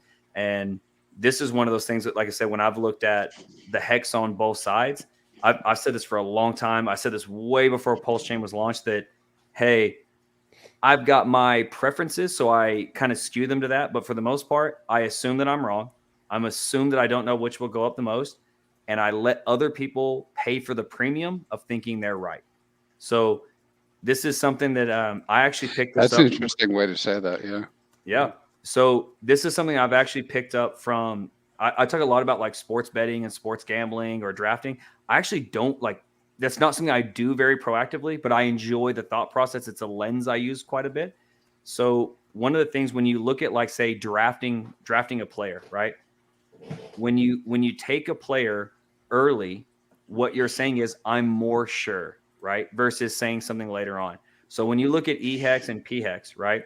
Let's just say that, just for round numbers, EHEX is half a penny and PHEX is a penny. Okay, I can get twice as much EHEX exposure.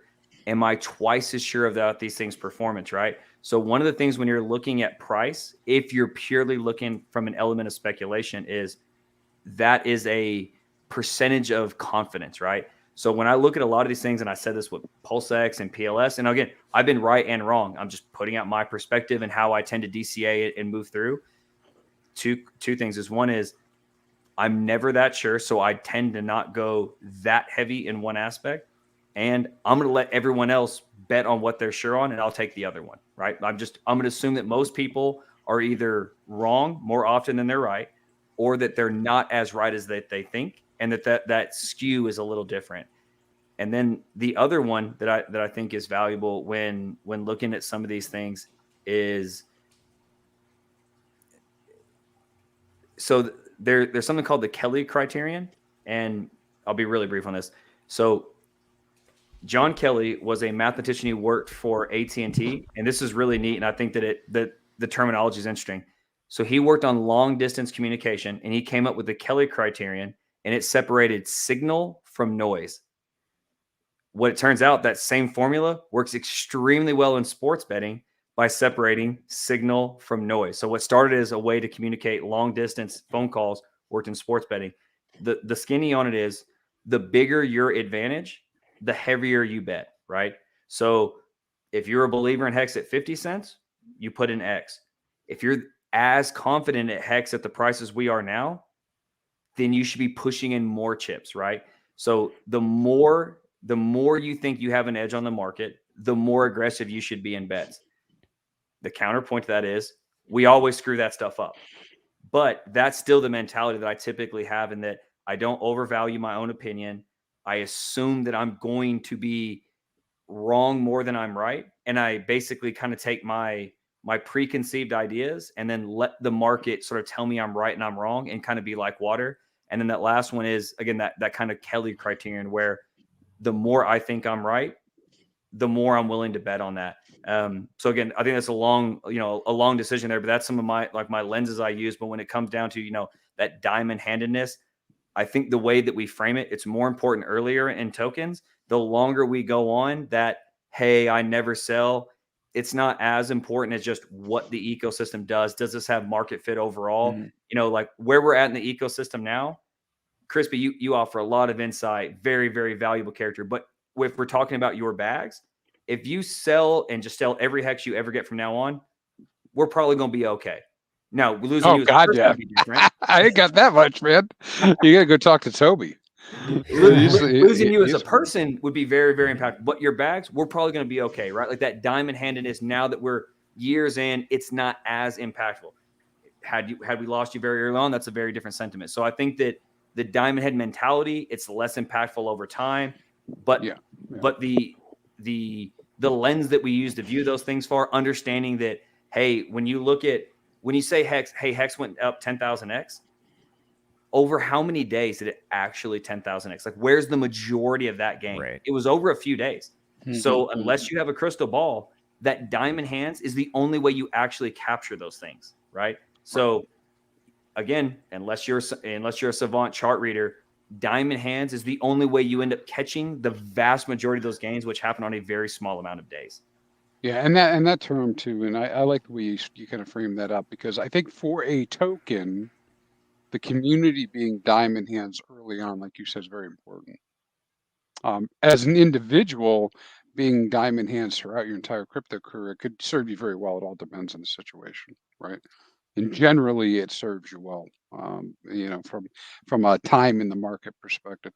The reason that came up in my mind before we move on to something else is, I finally got the comment from Richard Hart where he said, "Hey, you guys, if you don't want the price to go down, stop selling."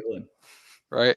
And it really comes down to that, right? It's like the four of us are all lined up. We're all holding our bags. We're all diamond handed, and we're in it for 15 more years. And then like, wait a minute, what if that guy sells? Well, I'm going to get out before him. And wait, that guy got out. Now I got to get out, or whatever. And then, it becomes more of a cascade event, which is normal for markets. It's kind of what maybe that's not the exact psychology, Maddie, but I mean, that's kind of how things roll. And then on the far end of that, you also have the predators, right? And so don't forget, there's predators swimming in the water with us, right? So there are people that can acquire positions large enough to dump them in order to make the market move, right? And they've got patience too, and they'll come back, and that's why we have cycles, right? So yeah, okay. Well, thanks guys for entertaining that. That's good, bunch of good feedback. Hopefully the audience got something out of that. Well stated, sir. I was trying to look and see, like, the latest thing I saw on macro was like super nuanced, but I wanted to ask you, Walrus, what you're looking at when it comes to macro. Do you pay attention to that? Is that important these days? And like, what What's your outlook? In macro, generally, most of it, what I follow is I'm just more interested than I am using this as indicators to like make moves. So for the most part, I'm interested. I think where we're at right now, I can't remember who used this term, but I thought this was very spot on, is he said that there's cross currents. And I think that if you think, hey, we're headed to bull, I'll give you 10 reasons. If you think this is the mother of all recessions, the world is about to end, I'll give you those 10 reasons also. And so I think with the macro, again, unless you are somebody who does absolutely not need my input, I don't really think there's a lot to garner right now. I think that it is a very, very mixed bag, and that term cross current makes a lot of sense to me.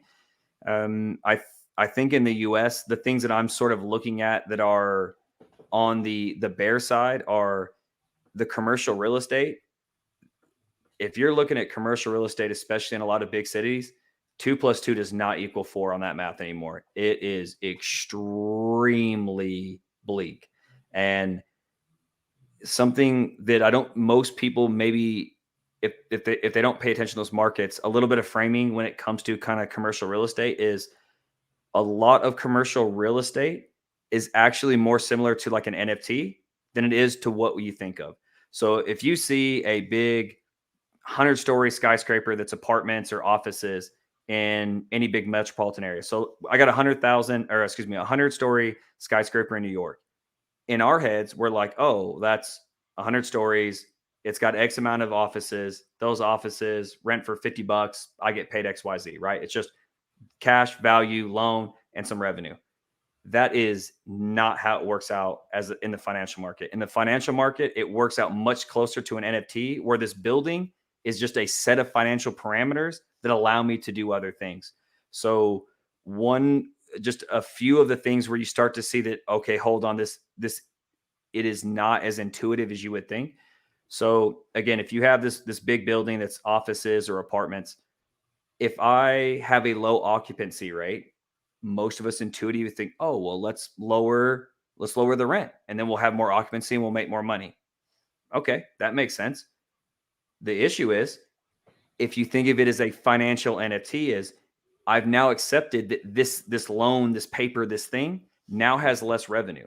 Whereas if I had just left it, not lowered the rent, I could have taken it as a loss. And then when I go to refi, it's still, hey, this thing's $1 million a year in revenue, not $750K now for what it takes to actually fully have the occupancy rates that I want. And then if you change that revenue, right? Okay, well, this was a property that was worth $100 million because it was $80 million worth of stuff and $20 million worth of revenue. It ain't worth that now. Now it's $80 million worth of stuff and $10 million worth of revenue. So now I don't have the same tax implication. Now there's less future revenue. Now I can't finance it for the same. But now the market's down because we have less office space. There's more remote work, all these things. So the issue with commercial real estate is, if I lower the revenue to meet occupancy, I'm lowering the cost, and I can't refi, and the revenue is not the same. So you have this there's a very complicated mix where essentially it's, hey, this thing's not worth what I paid. And to even get the revenue where it makes sense, I would have to break the future loan even farther. And so there's a very, again, 2 + 2 does not equal 4 on commercial real estate. The other is, and again, there's a lot to it. That's just a very simplified version. But I think for people framing on the outside, it's just, when you start to look at these things, you think a building, when you actually look at like, what does that thing look like as a financial instrument? It is the way those guys treat it. It's not a building anymore. A building is what you see, but when they talk about the commercial real estate market, that is a financial NFT. That building just has a set of properties that allow these guys to do all kinds of things. And the other issue is, typically, whoever's holding that paper is also doing other things. So there's that reference where if you owe the bank $1 million, that's your problem. You owe the bank $1 billion, that's the bank's problem. And we're going to have some of that reckoning come through with commercial real estate. So that's one of the things with the US market. In crypto, where I think that we could have something super interesting, and we saw this a bit with FTX, and then we saw this with some of the recent conflicts that you see, a bit of aberrations on the chart, is for the longest time early on, crypto is a store of value. It'll protect you against negative externalities. It's like gold. All these things we told ourselves as stories. They weren't really true. Like, it moved with the market. It didn't hold value. It didn't outpace inflation. It got wrecked like other things, but it was volatile to the upside, right? Like a bunch of gains, right? That's what it really comes down to. We told ourselves a bunch of stories, but we got gains. Now, more of those stories are starting to become true. There's more DeFi where you actually can keep that value in crypto. There's more off ramps. There's more places that treat it as legal tender. It is starting to buoy more against inflation and other metrics. It does have more what am I looking for here? 1 second here. I'm trying to think of the word. I'm losing it.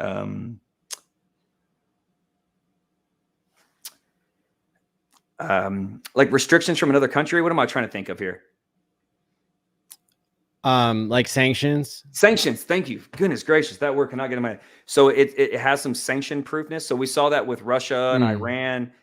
Even again, pros and cons. When you look at like North Korea and those hackers, why do they want Bitcoin? Because it's hard to sanction for those guys, right?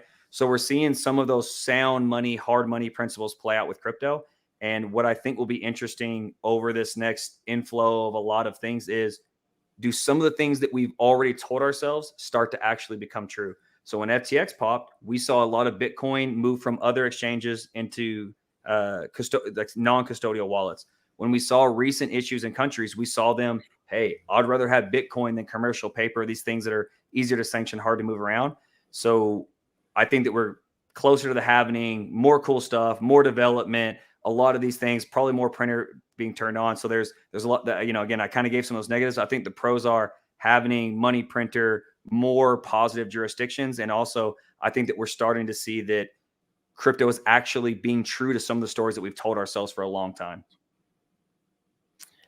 Yeah, I mean, there's so much going on in the markets to pay attention to. And I think for me, I'm always asking myself whether I'm like, in this cycle of market emotions and, I'm getting faked out by the market and stuff. But yeah, I think like in the mainstream media, even the financial media is like super biased. And I know when I first got into crypto, I was reading like all these articles, and then as I became more of an expert, I realized that the articles were all lying to me. Like, they were just trying to pump their own bags and being super corrupt. But with Twitter nowadays, and me, I guess following the right people and doing deep dives on the Fed, right? Like that's something I'm paying attention to these days. Because I've learned through the past couple of crypto cycles that, knowing what the Fed is doing is super advantageous, because that's how we got the 2021 bubble to be so big, was all the money printing that was happening then, and the low interest rates that have been going for so long. It's kind of been the story of all of the years crypto has existed, has been in this environment of heavy money printing by the Fed. And it's like, I'm not saying that that's just all in all a good thing, but I think it's really important to pay attention to. And so, of course, what we've been hearing from the Fed lately is that they're going to have rates higher for longer than they had originally anticipated. But I saw a deep dive on Twitter just today that was reporting that the and so I'll just say, like, having rates higher for longer, that's bad for crypto. That's usually bad for the stock market, except that now the stock market is so rigged. That's not actually a good indicator of whether there's going to be another huge round of money printing, because all of the unfunded liabilities, like the police and the teachers and the firemen's pension funds, are all in investment vehicles that go into the stock market and promise a 7% yield. They don't have enough money to pay the people's retirements if they don't get 7%. And so it's like 7% is built in, kind of as kind of like a rigged system in the first place. And the amount of people selling stocks hasn't, gone up a lot, but I guess inflation might be coming down. And so that's kind of, that's important to hold in your mind. But the super optimistic thing I saw today is that out of all the Fed governors, right, there's like different Fed offices in different regions of the country. And they kind of, this is how they tip their hat for the people who are paying the most attention to be able to figure out what their next move is going to be, as they start hinting at things, and then the market adjusts so you don't get an extreme move all at once. And so you'll hear people talking about Fed speak. Fed speak is like the secret language that they're using to communicate with the market, right? And you most notably see that when the Fed chair is doing like his, what is it, every other month speech. But every once in a while you get a Fed governor who like says something. And in this case, it was the Dallas Fed, which, I mean, I guess the one you hear the most about in general is the St. Louis Fed is always like commenting on something. But in this case, apparently the most hawkish Fed governor is the one from Dallas. And hawkish means that this idea of they're going to have rates higher for longer, basically that the economy hasn't like corrected enough from the last round of money printing. And but apparently the governor who is the most hawkish started hinting that maybe they need to start lowering rates because they're losing control of the 30-year yield curve. So there's like this bond situation. The bond markets have been acting funny for, I guess, a lot of years now. But in particular, it's like these other governments, particularly China, they aren't buying the 30-year bonds for the US anymore. And so there was a deep dive. I'll post the tweet here in the live stream chat, just in case anybody wants to like super read up on that. But the idea there, to make us, to make what could be a much longer story a little bit shorter, is just this idea that the Fed might be hinting that that they might turn on the money printer again soon officially, or that at least they'll stop raising rates so much. Now, the other side of that is you could they could keep raising rates, and they could raise rates to 20%. That's happened in the past 50 years, where they just went nuts with high interest rates. But I think with the amount of debt that the U.S. has now, 33 trillion, I think that there's probably more incentives for them to be lowering rates, even though that will have more kind of like holes popping up in the plumbing of the world financial system. Yeah, there's a couple of things that have come out of that I think most people notice. So one of the issues when we saw some of these bank failures, that ties into these rates. So when you have one of the examples that I thought was really strong was the guy used it, an iPhone example. So whenever these rates quickly ramped up, that changes the yield payout on all these 1, 5, 10, 30-year bonds. So imagine that today you go and buy whatever it is, you're a bank, you buy $10 billion worth of 1-year bonds. The end of the week, they triple this interest rate. And now you can go buy a 1-year bond where the yield is 2 times, 3, 4, 5% higher than what you had. Who's going to come buy your bond? I can go buy another one for the same value. So that completely ruins the books, and people forget how much treasury bonds and commercial paper back up all these other instruments, whether they're money market accounts, commercial, all these things. Most of these things are all very interconnected. So the kind of example, I think, for people who don't particularly care about bonds, imagine that you're a retailer and you went to Apple and said, okay, I'm going to buy 100 million iPhone 14s. And they said, all right, great. And then that week, the iPhone 15 dropped. And you're like, what the hell? Like I have $100 million worth of this product here. You just dropped something that just completely nuked that value. So when you're holding that stuff on the books, not only are you wrecked, but you also, like, bonds are one of those things that are very, very liquid, and people treat that as a bit of a piggy bank. So not only are you wrecked, but that was what was supposed to be your secure side. That wasn't your startup, your crypto, your Peloton, your tech funds. That wasn't all that stuff. This was supposed to be your baby, right? This was the, hey, if all this stuff goes wrong, we got our bonds, we're safe, we're secure. Well, you're wrecked on that immediately, and you have to hold that on the books along with this other stuff. And that's where we saw a lot of this banking failure come from. And again, we're touching on stuff in 20 minutes that could take 20 years to really work through. But that bond curve is wildly more impactful for large institutions that hold this paper than it is for us as we kind of colloquially work through these things. Or even, for the most part, people only give a shit about their mortgage, and they realistically should. But when you look at the effect on like the overall market, that bond curve is wildly important to things that you don't even think are directly related. And what was the other one I was going to touch on there? The other is inflation, and how it relates is really important on what you're measuring it against. So we saw the dollar sort of get wrecked, but compared to what? If you compare it to most other currencies, it did very, very well. So if you held dollars and you wanted to go buy something that was priced in euros, hey, this went really, really well.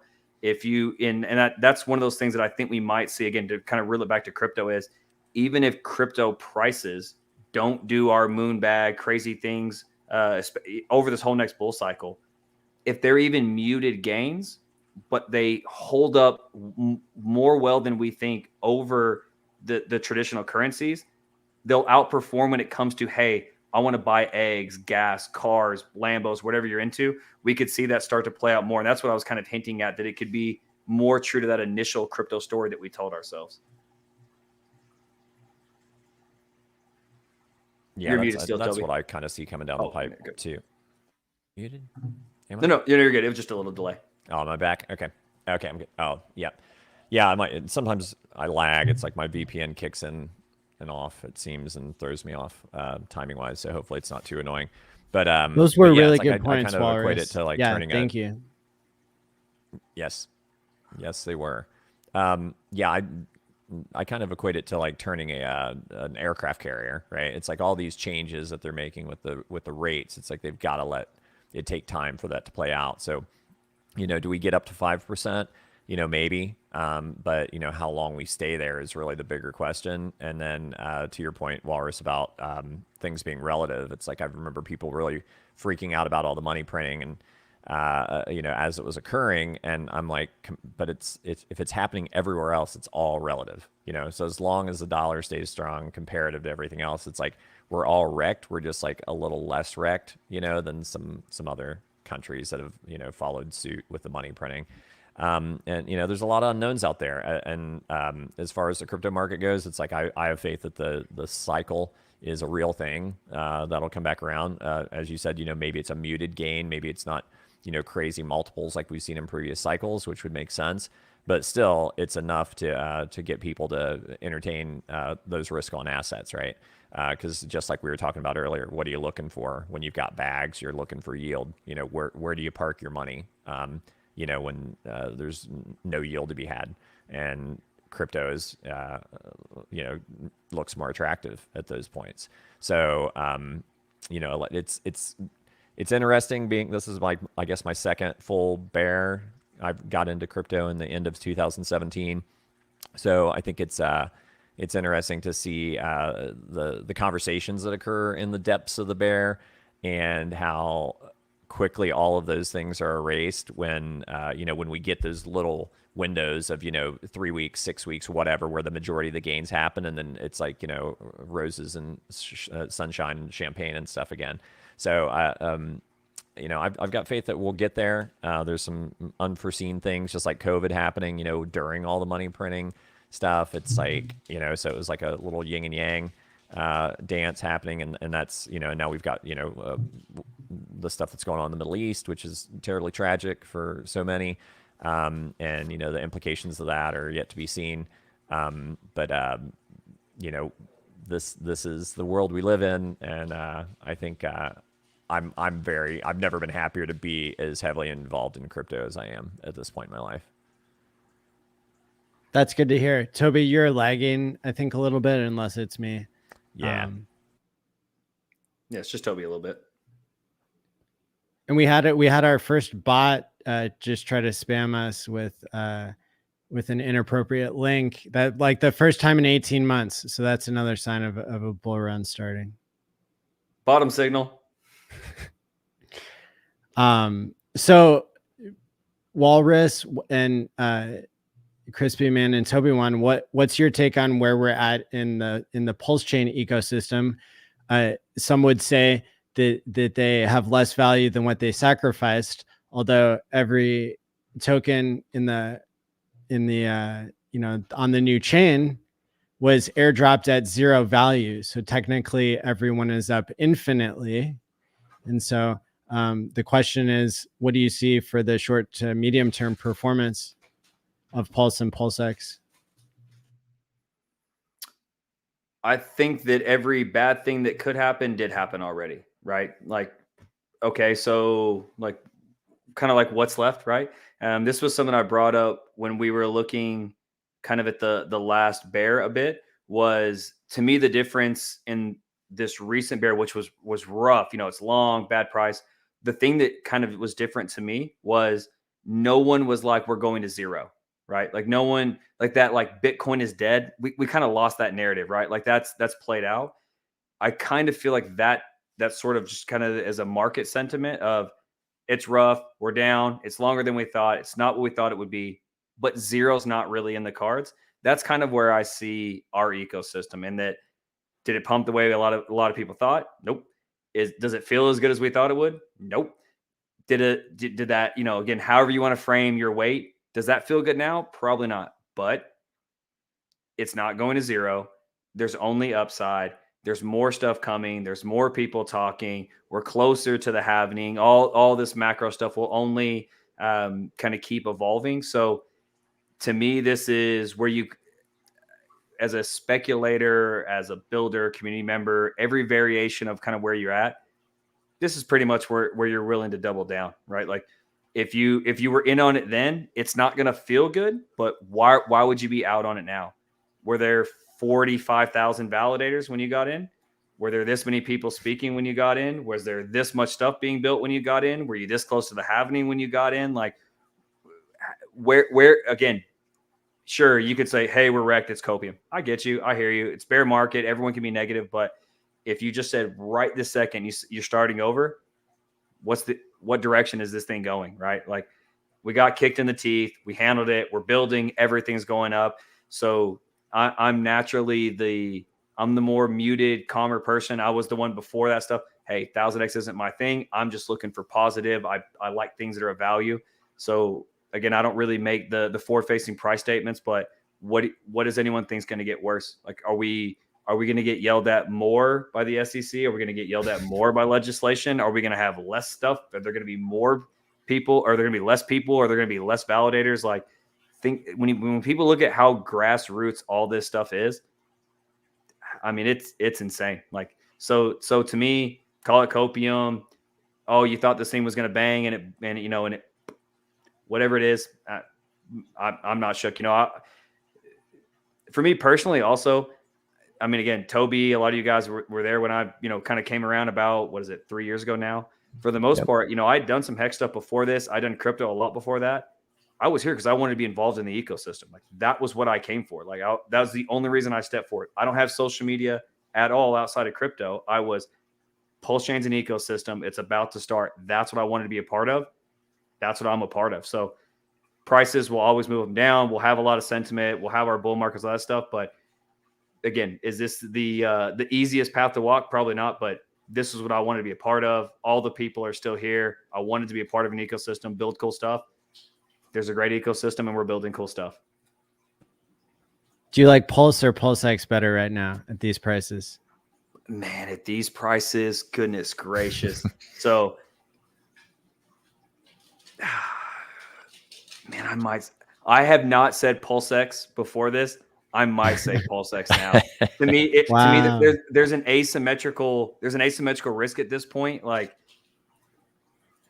if you were out, you're out now. So again, I'm not forward facing, but if I had to make a call, again, I like to take the cheap one. I'll let everyone else make their best guess. And right now it seems like PulseX is the one the least amount of people want to bet on.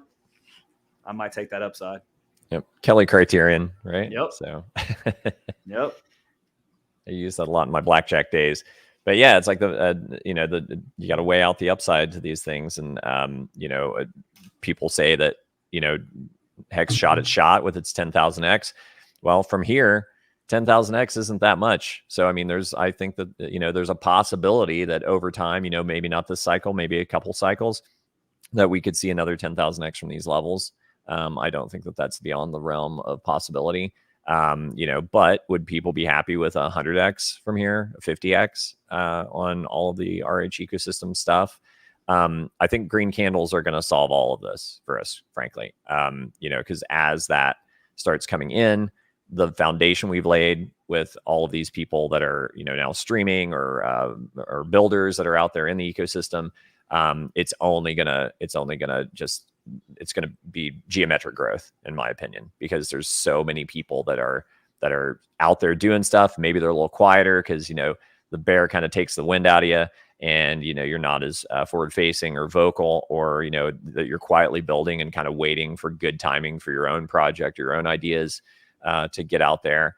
Launching the bear is rough. So I understand how things are going to look vastly different when we start seeing the green candles, and you start seeing it talked about on the news channels, and what Bitcoin's doing. And it's just a question of, have you positioned yourself well in things that you've researched that are likely to outperform Bitcoin? Because it's like Bitcoin, I think everyone can say is here to stay. I mean, look at the sentiment from places like Fidelity and other investment companies that are advocating for people to have a certain percentage of their portfolio in cryptocurrency. 5, 6, 7 years ago, that was unheard of. You would have been laughed out of any kind of discussion if you wanted to try to talk about crypto in your investment strategy. Now they're playing ball, right? So that's, what do you think is going to happen when we start getting the green candles? They're going to be breaking their arms, patting themselves on the back, saying that they encourage people to get into crypto.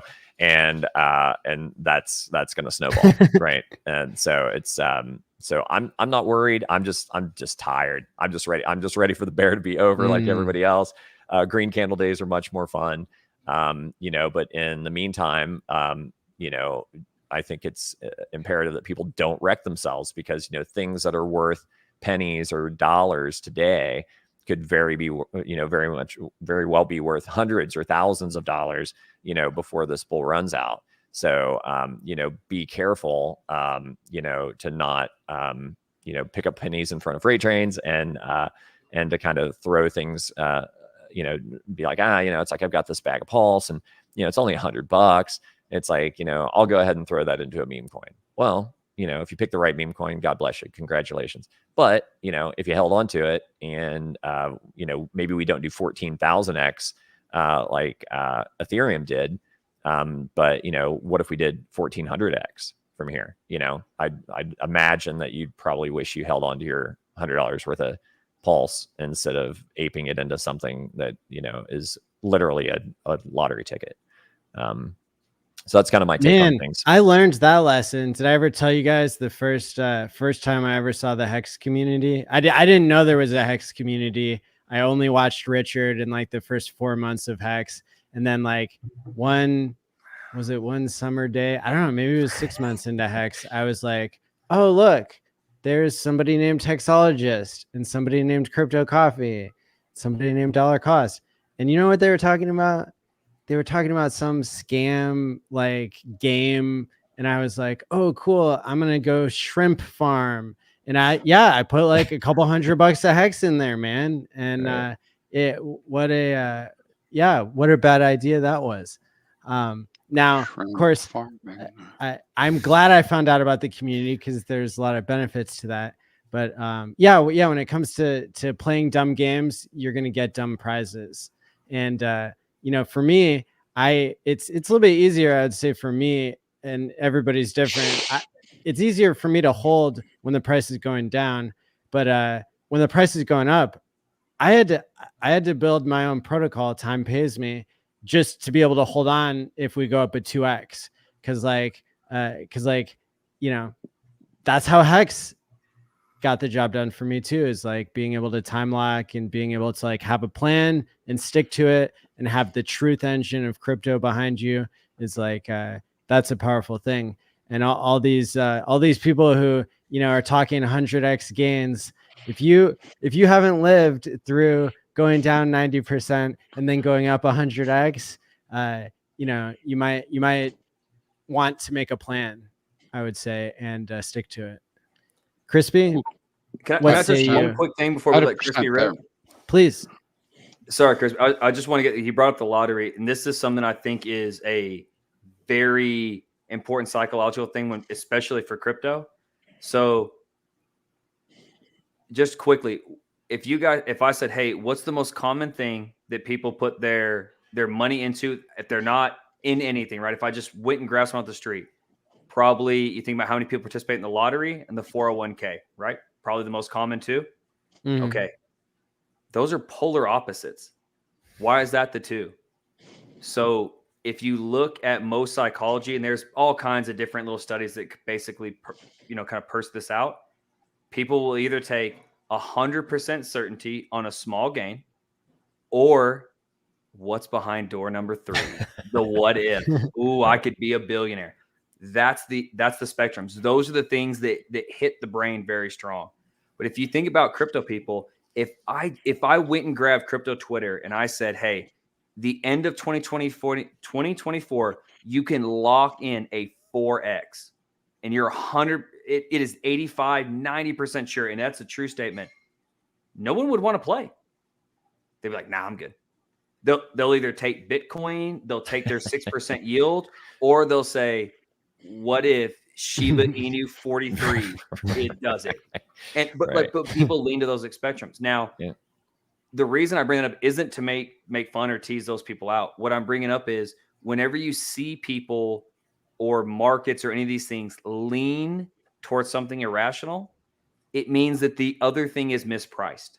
So 3x, 5x, 10x, 15% yield, 20% yield, these things end up being mispriced. So if I tell you, Crispy was talking about earlier, oh, there's 1,000x ink pool. And again, Crispy, conservative, hex maxi, dialed in, very even killed. He goes and plays with a little bit, right? Like, he talks about some of those pools. That 1,000% APR, that 10,000x, or nothing's going to miss. I'm going to get my 5%. I'm going to get my 10% growth, whatever it is. And so whenever we're looking at these things, one thing to think about when it comes to psychology and crypto is we just naturally pull to these extremes of it's 1,000x, I'm in, I'm holding forever, that thing, or just Bitcoin, ETH, I get what I get. That value in the middle, again, all the caveats that go into it. It's not financial advice. Do the things that you understand. Take the risk you understand, the risk and profiles that you get with. But so much, and I think that it's very exaggerated in crypto, the middle between variations of 401k and variations of the lottery are wildly mispriced in the market. Yeah, people push to the edges. I think the good example, one of the really big studies, and I'm gonna butcher a few of the numbers, but essentially it was you can take 100% chance. I'll give you $5, or it was like an 80% chance at like 620. Everybody takes $5, and then you push it, and it's like 720 at 78%, and then it's $10 at this all the way out, and it doesn't change. Basically, people will take the for sure money until it gets to like a 2% chance at $3,000 kind of thing. But people don't want that middle. Because it doesn't feel safe and it doesn't feel like a W. But that's where the value is when you win those things over time. People push to lottery or 401k. Delayed discounting research. But yeah, just want to get that in real quick. Crispy, take us home, homie. Yeah. Wow. While you guys were talking, I got an alert from Coinbase telling me that Bitcoin Cash is down. How about that? Oh That's what no. I'm tracking. That's what I'm tracking. Hey, yeah, I'll go off a little different direction. You guys, since you cover a lot of stuff that I don't need to just restate. This is October 2023, right? I don't know. I might be the only person. I'm sure I'm not the only person, but I'm one of these people who likes to measure against different things that happened in the past. Man, you remember the big C, the big plan, the demic that all happened back there in 2019. Man, how long ago was that now? Ah, damn, that was 3 years. 3 years, right? You guys remember? You guys remember anything before that? Yeah, it's not a question like a Mandela effect. But I mean, you know, there's that movie you like. You go look at it, man. It came out what 6, 7 years ago. It doesn't matter. Pick a movie. Whatever movies you're thinking about. You pick a whole bunch of different things right there in the past, like years and years and years ago. Christ, Hex hasn't even been here for 4 years, but it's almost 4 years now. Almost 4 years. And you could argue, in terms of Hex, anyways, we've never seen this part of the cycle. We haven't yet done a lap, right? So if you believe 4 year cycles are real, what does this mean, right? What do I care about this? Why am I thinking about when did my kid get married, and when was 2019, 3 years ago? Because I was sitting down thinking to myself today, yeah, I really got to make sure I have a plan, Maddie. You just said that a few minutes ago. I think actually all three of you guys said you got to have a plan. So I'm going to say we got to have a plan. And so I'm thinking, ah, damn. Well, what's my plan? Well, my plan is I think maybe. I mean, this is one of the plans. Let's make the assumption 4 year cycles happen. Oh, damn, man. That means I got to figure out what I'm going to do within the next 26 months. I better be ready because, and that's just really to everybody watching this, I got 26 months, right? And cut a couple of them off at the end and a couple off in the beginning. I got about 20 months worth of time to play with here to figure out how I'm going to make myself right and straight so I can go through another cycle. So yeah, so where are we in the cycle? We're pretty far along, right? A lot of people argue, we're at a ball, we're bare. I don't care. Call it whatever you want. But we're at that point now where normally, if you look at the 4 year cycles, we start to see this floating upwards crab walk. Some people like to say we might even see another 50% dip. Yes, we could. But the more time goes by in the 4 year cycle theory, anyways, we're going to be heading up. And so just kind of reiterate what you guys have said, particularly Walrus with the double down.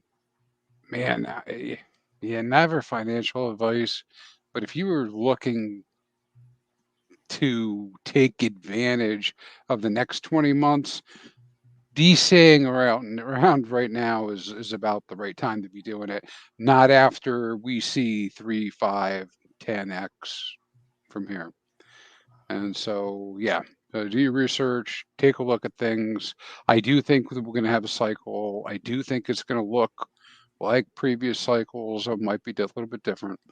I do think that we're crab walking for a while. We may see, this Bitcoin season type stuff, and then the altcoin season fuel it.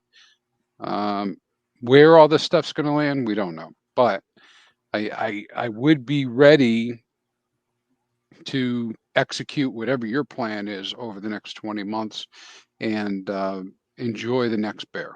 Right? Let's do that. I'm going to start promoting the next bear. Join me for my stream on the 2026 bear. Yeah. All right, I'll stop there, Matty, because I think people heard plenty. But I mean, that's what I'm thinking. I think there's a very positive. I think we're heading the right direction. I never seen things so compressed, and they feel like it's spring action is coming. So literally spring action. I like your optimism. I'm very optimistic, man. I like it. I've got a prediction. I think that we're going to break 40K on Bitcoin leading into the halving. You might. That might be that reversal, right? Where we get that early and then not so not so much after the halving, and kind of a drop after, right? That proposed cycle, followed by another 6 to 9 months dragon. And then maybe a blow off top, maybe a double top. I don't know, but it's like, looking at the patterns. I was just kind of playing around with my old Bitcoin chart while you guys were while Crispy was talking about that, and it's pretty uncanny how about 6 months ahead of the halving you start to get a move up, usually around 40 to 55%, and then at the halving you drop off a bit, and then you get your parabolic run over the next 6 to 12 months. So that puts us into September of next year through March of the following. I'm locked and loaded and DCA and buying the dips where I can on the stuff that I feel confident about. And I'm happy to be a part of this community with everybody that's locked in for these long-term mindset. Couldn't be surrounded by a better group. So I think it's going to be a fun ride, and the victory is always that much sweeter when you've suffered together. When you've if you've got some friends that you've partied with and had lots of good times, think about the friends you bled with. You know what I mean? It's like who do you hold more dear? The ones that are still around after you went through the slings and arrows, or the ones that were just there during the good times. So I don't know. Looking forward to it. I know. You don't know? Sometimes there's some fond memories there. Well, yeah. Hey, yeah, now's not the time to fall asleep. Like I'm telling you, man, just like Right. you described, we could be 18 months and this thing's over. It could be 36 months. Don't know. We won't know until it happens, but don't fall asleep. Right. Have a plan. And we don't know that there'll be another 4-year cycle after this one. That's the thing too. It's like you can't chance that you're going to screw up on this bull run, hoping there's another one 4 years later. And trust us all sitting here, bears are long and they are a grind. So, if you can make a good plan and stick to that plan, and have that in place before emotions get involved. Because, like Maddie's, with his great series on sudden wealth syndrome, that works in both directions. When things are down 90% or things are up, hundreds of X's, those are heady times, and some bad decisions can be made that you will regret for a lifetime. So, make a plan when you're level headed and then stick with that plan. Stick with that plan. I don't need a plan. I don't need a plan too. Well, stake and chill is the easiest plan, right? Use self-care. Self-care is key. I'm being funny. I was trying to be funny about not needing a plan. You need a plan because even though you think you have a plan, until you experience it, like many things in life, you will not be able to execute your plan. Yep. You have to practice executing your plan. Yep. If you fail to plan, you plan to fail. Yeah. That's right. That's right. And I heard Walrus speaking earlier about this 56-page audit that you guys got on the liquid loans code. So I'm wondering, based on this question that Passive Income Projects is asking, is there any line of code in there that you know of that says that liquid loans will give a loan on the HEX DeLorean? Because the HEX DeLorean is still for sale, and I want it to find a good home. The Easter egg of all Easter eggs has now been ruined. This is guys, like, I have to go talk to Dave and Christian about this now. They're going to say I exposed it on Matty Allen's show about the DeLorean loan. This is okay. Yeah. I just ruined everything. It's part of the smart contract. Yeah, it's trustless. Yeah, the DeLoreans is super cool. It is an absolute icon of the entire community. So absolutely. Best of luck on moving that thing, and hopefully it goes somewhere very, very cool in the future. Yeah, appreciate it. Well, we've had a great show tonight. Thanks to Walrus and Tobiwan and ChrispyMan. Would any other topics you guys want to discuss?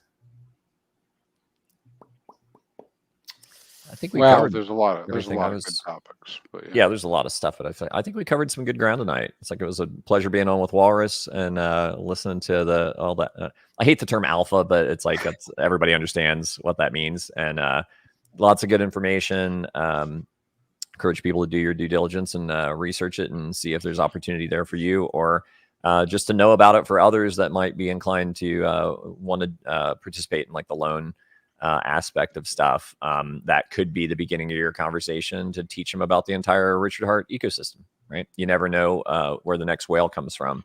And it could be somebody that participated in liquidity, and then now they're over here, looking at what's going on Pulse Chain with this fork of that. So support the good stuff, right? Damn right.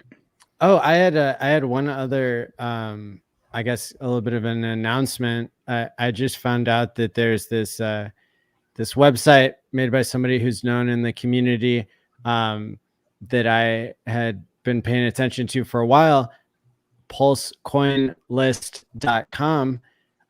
They've now forked that site on Ethereum, ultrasound.money, which is an amazing statistics website that just tracks all of the burning mechanisms in ETH and is just giving tons of great information. So they launched that. You can see it. I just found out about it tonight, and it looks awesome at pulsecoinlist.com/stats, STATS. And that's our community's version of ultrasound.money. And I continue to be really impressed with what everybody's building. When it comes to liquid loans, that's been on my radar for a long time. And even this that just popped up tonight. Keep up the good work building, everybody. Now, before we wrap up here, can you all tell us where people can find you, and so people can follow, and please do. You can come find me at hexfire.io, the website, or here on the YouTubes at hexfire.io, or out on the X's, hexfire.io. Cool. I'm primarily on Twitter, not as much lately, but that's typically where you can find me. So it's Tobiwan_Hexobi on Twitter. And then here on Tuesday nights as a happy participant in the Game Theory Gang.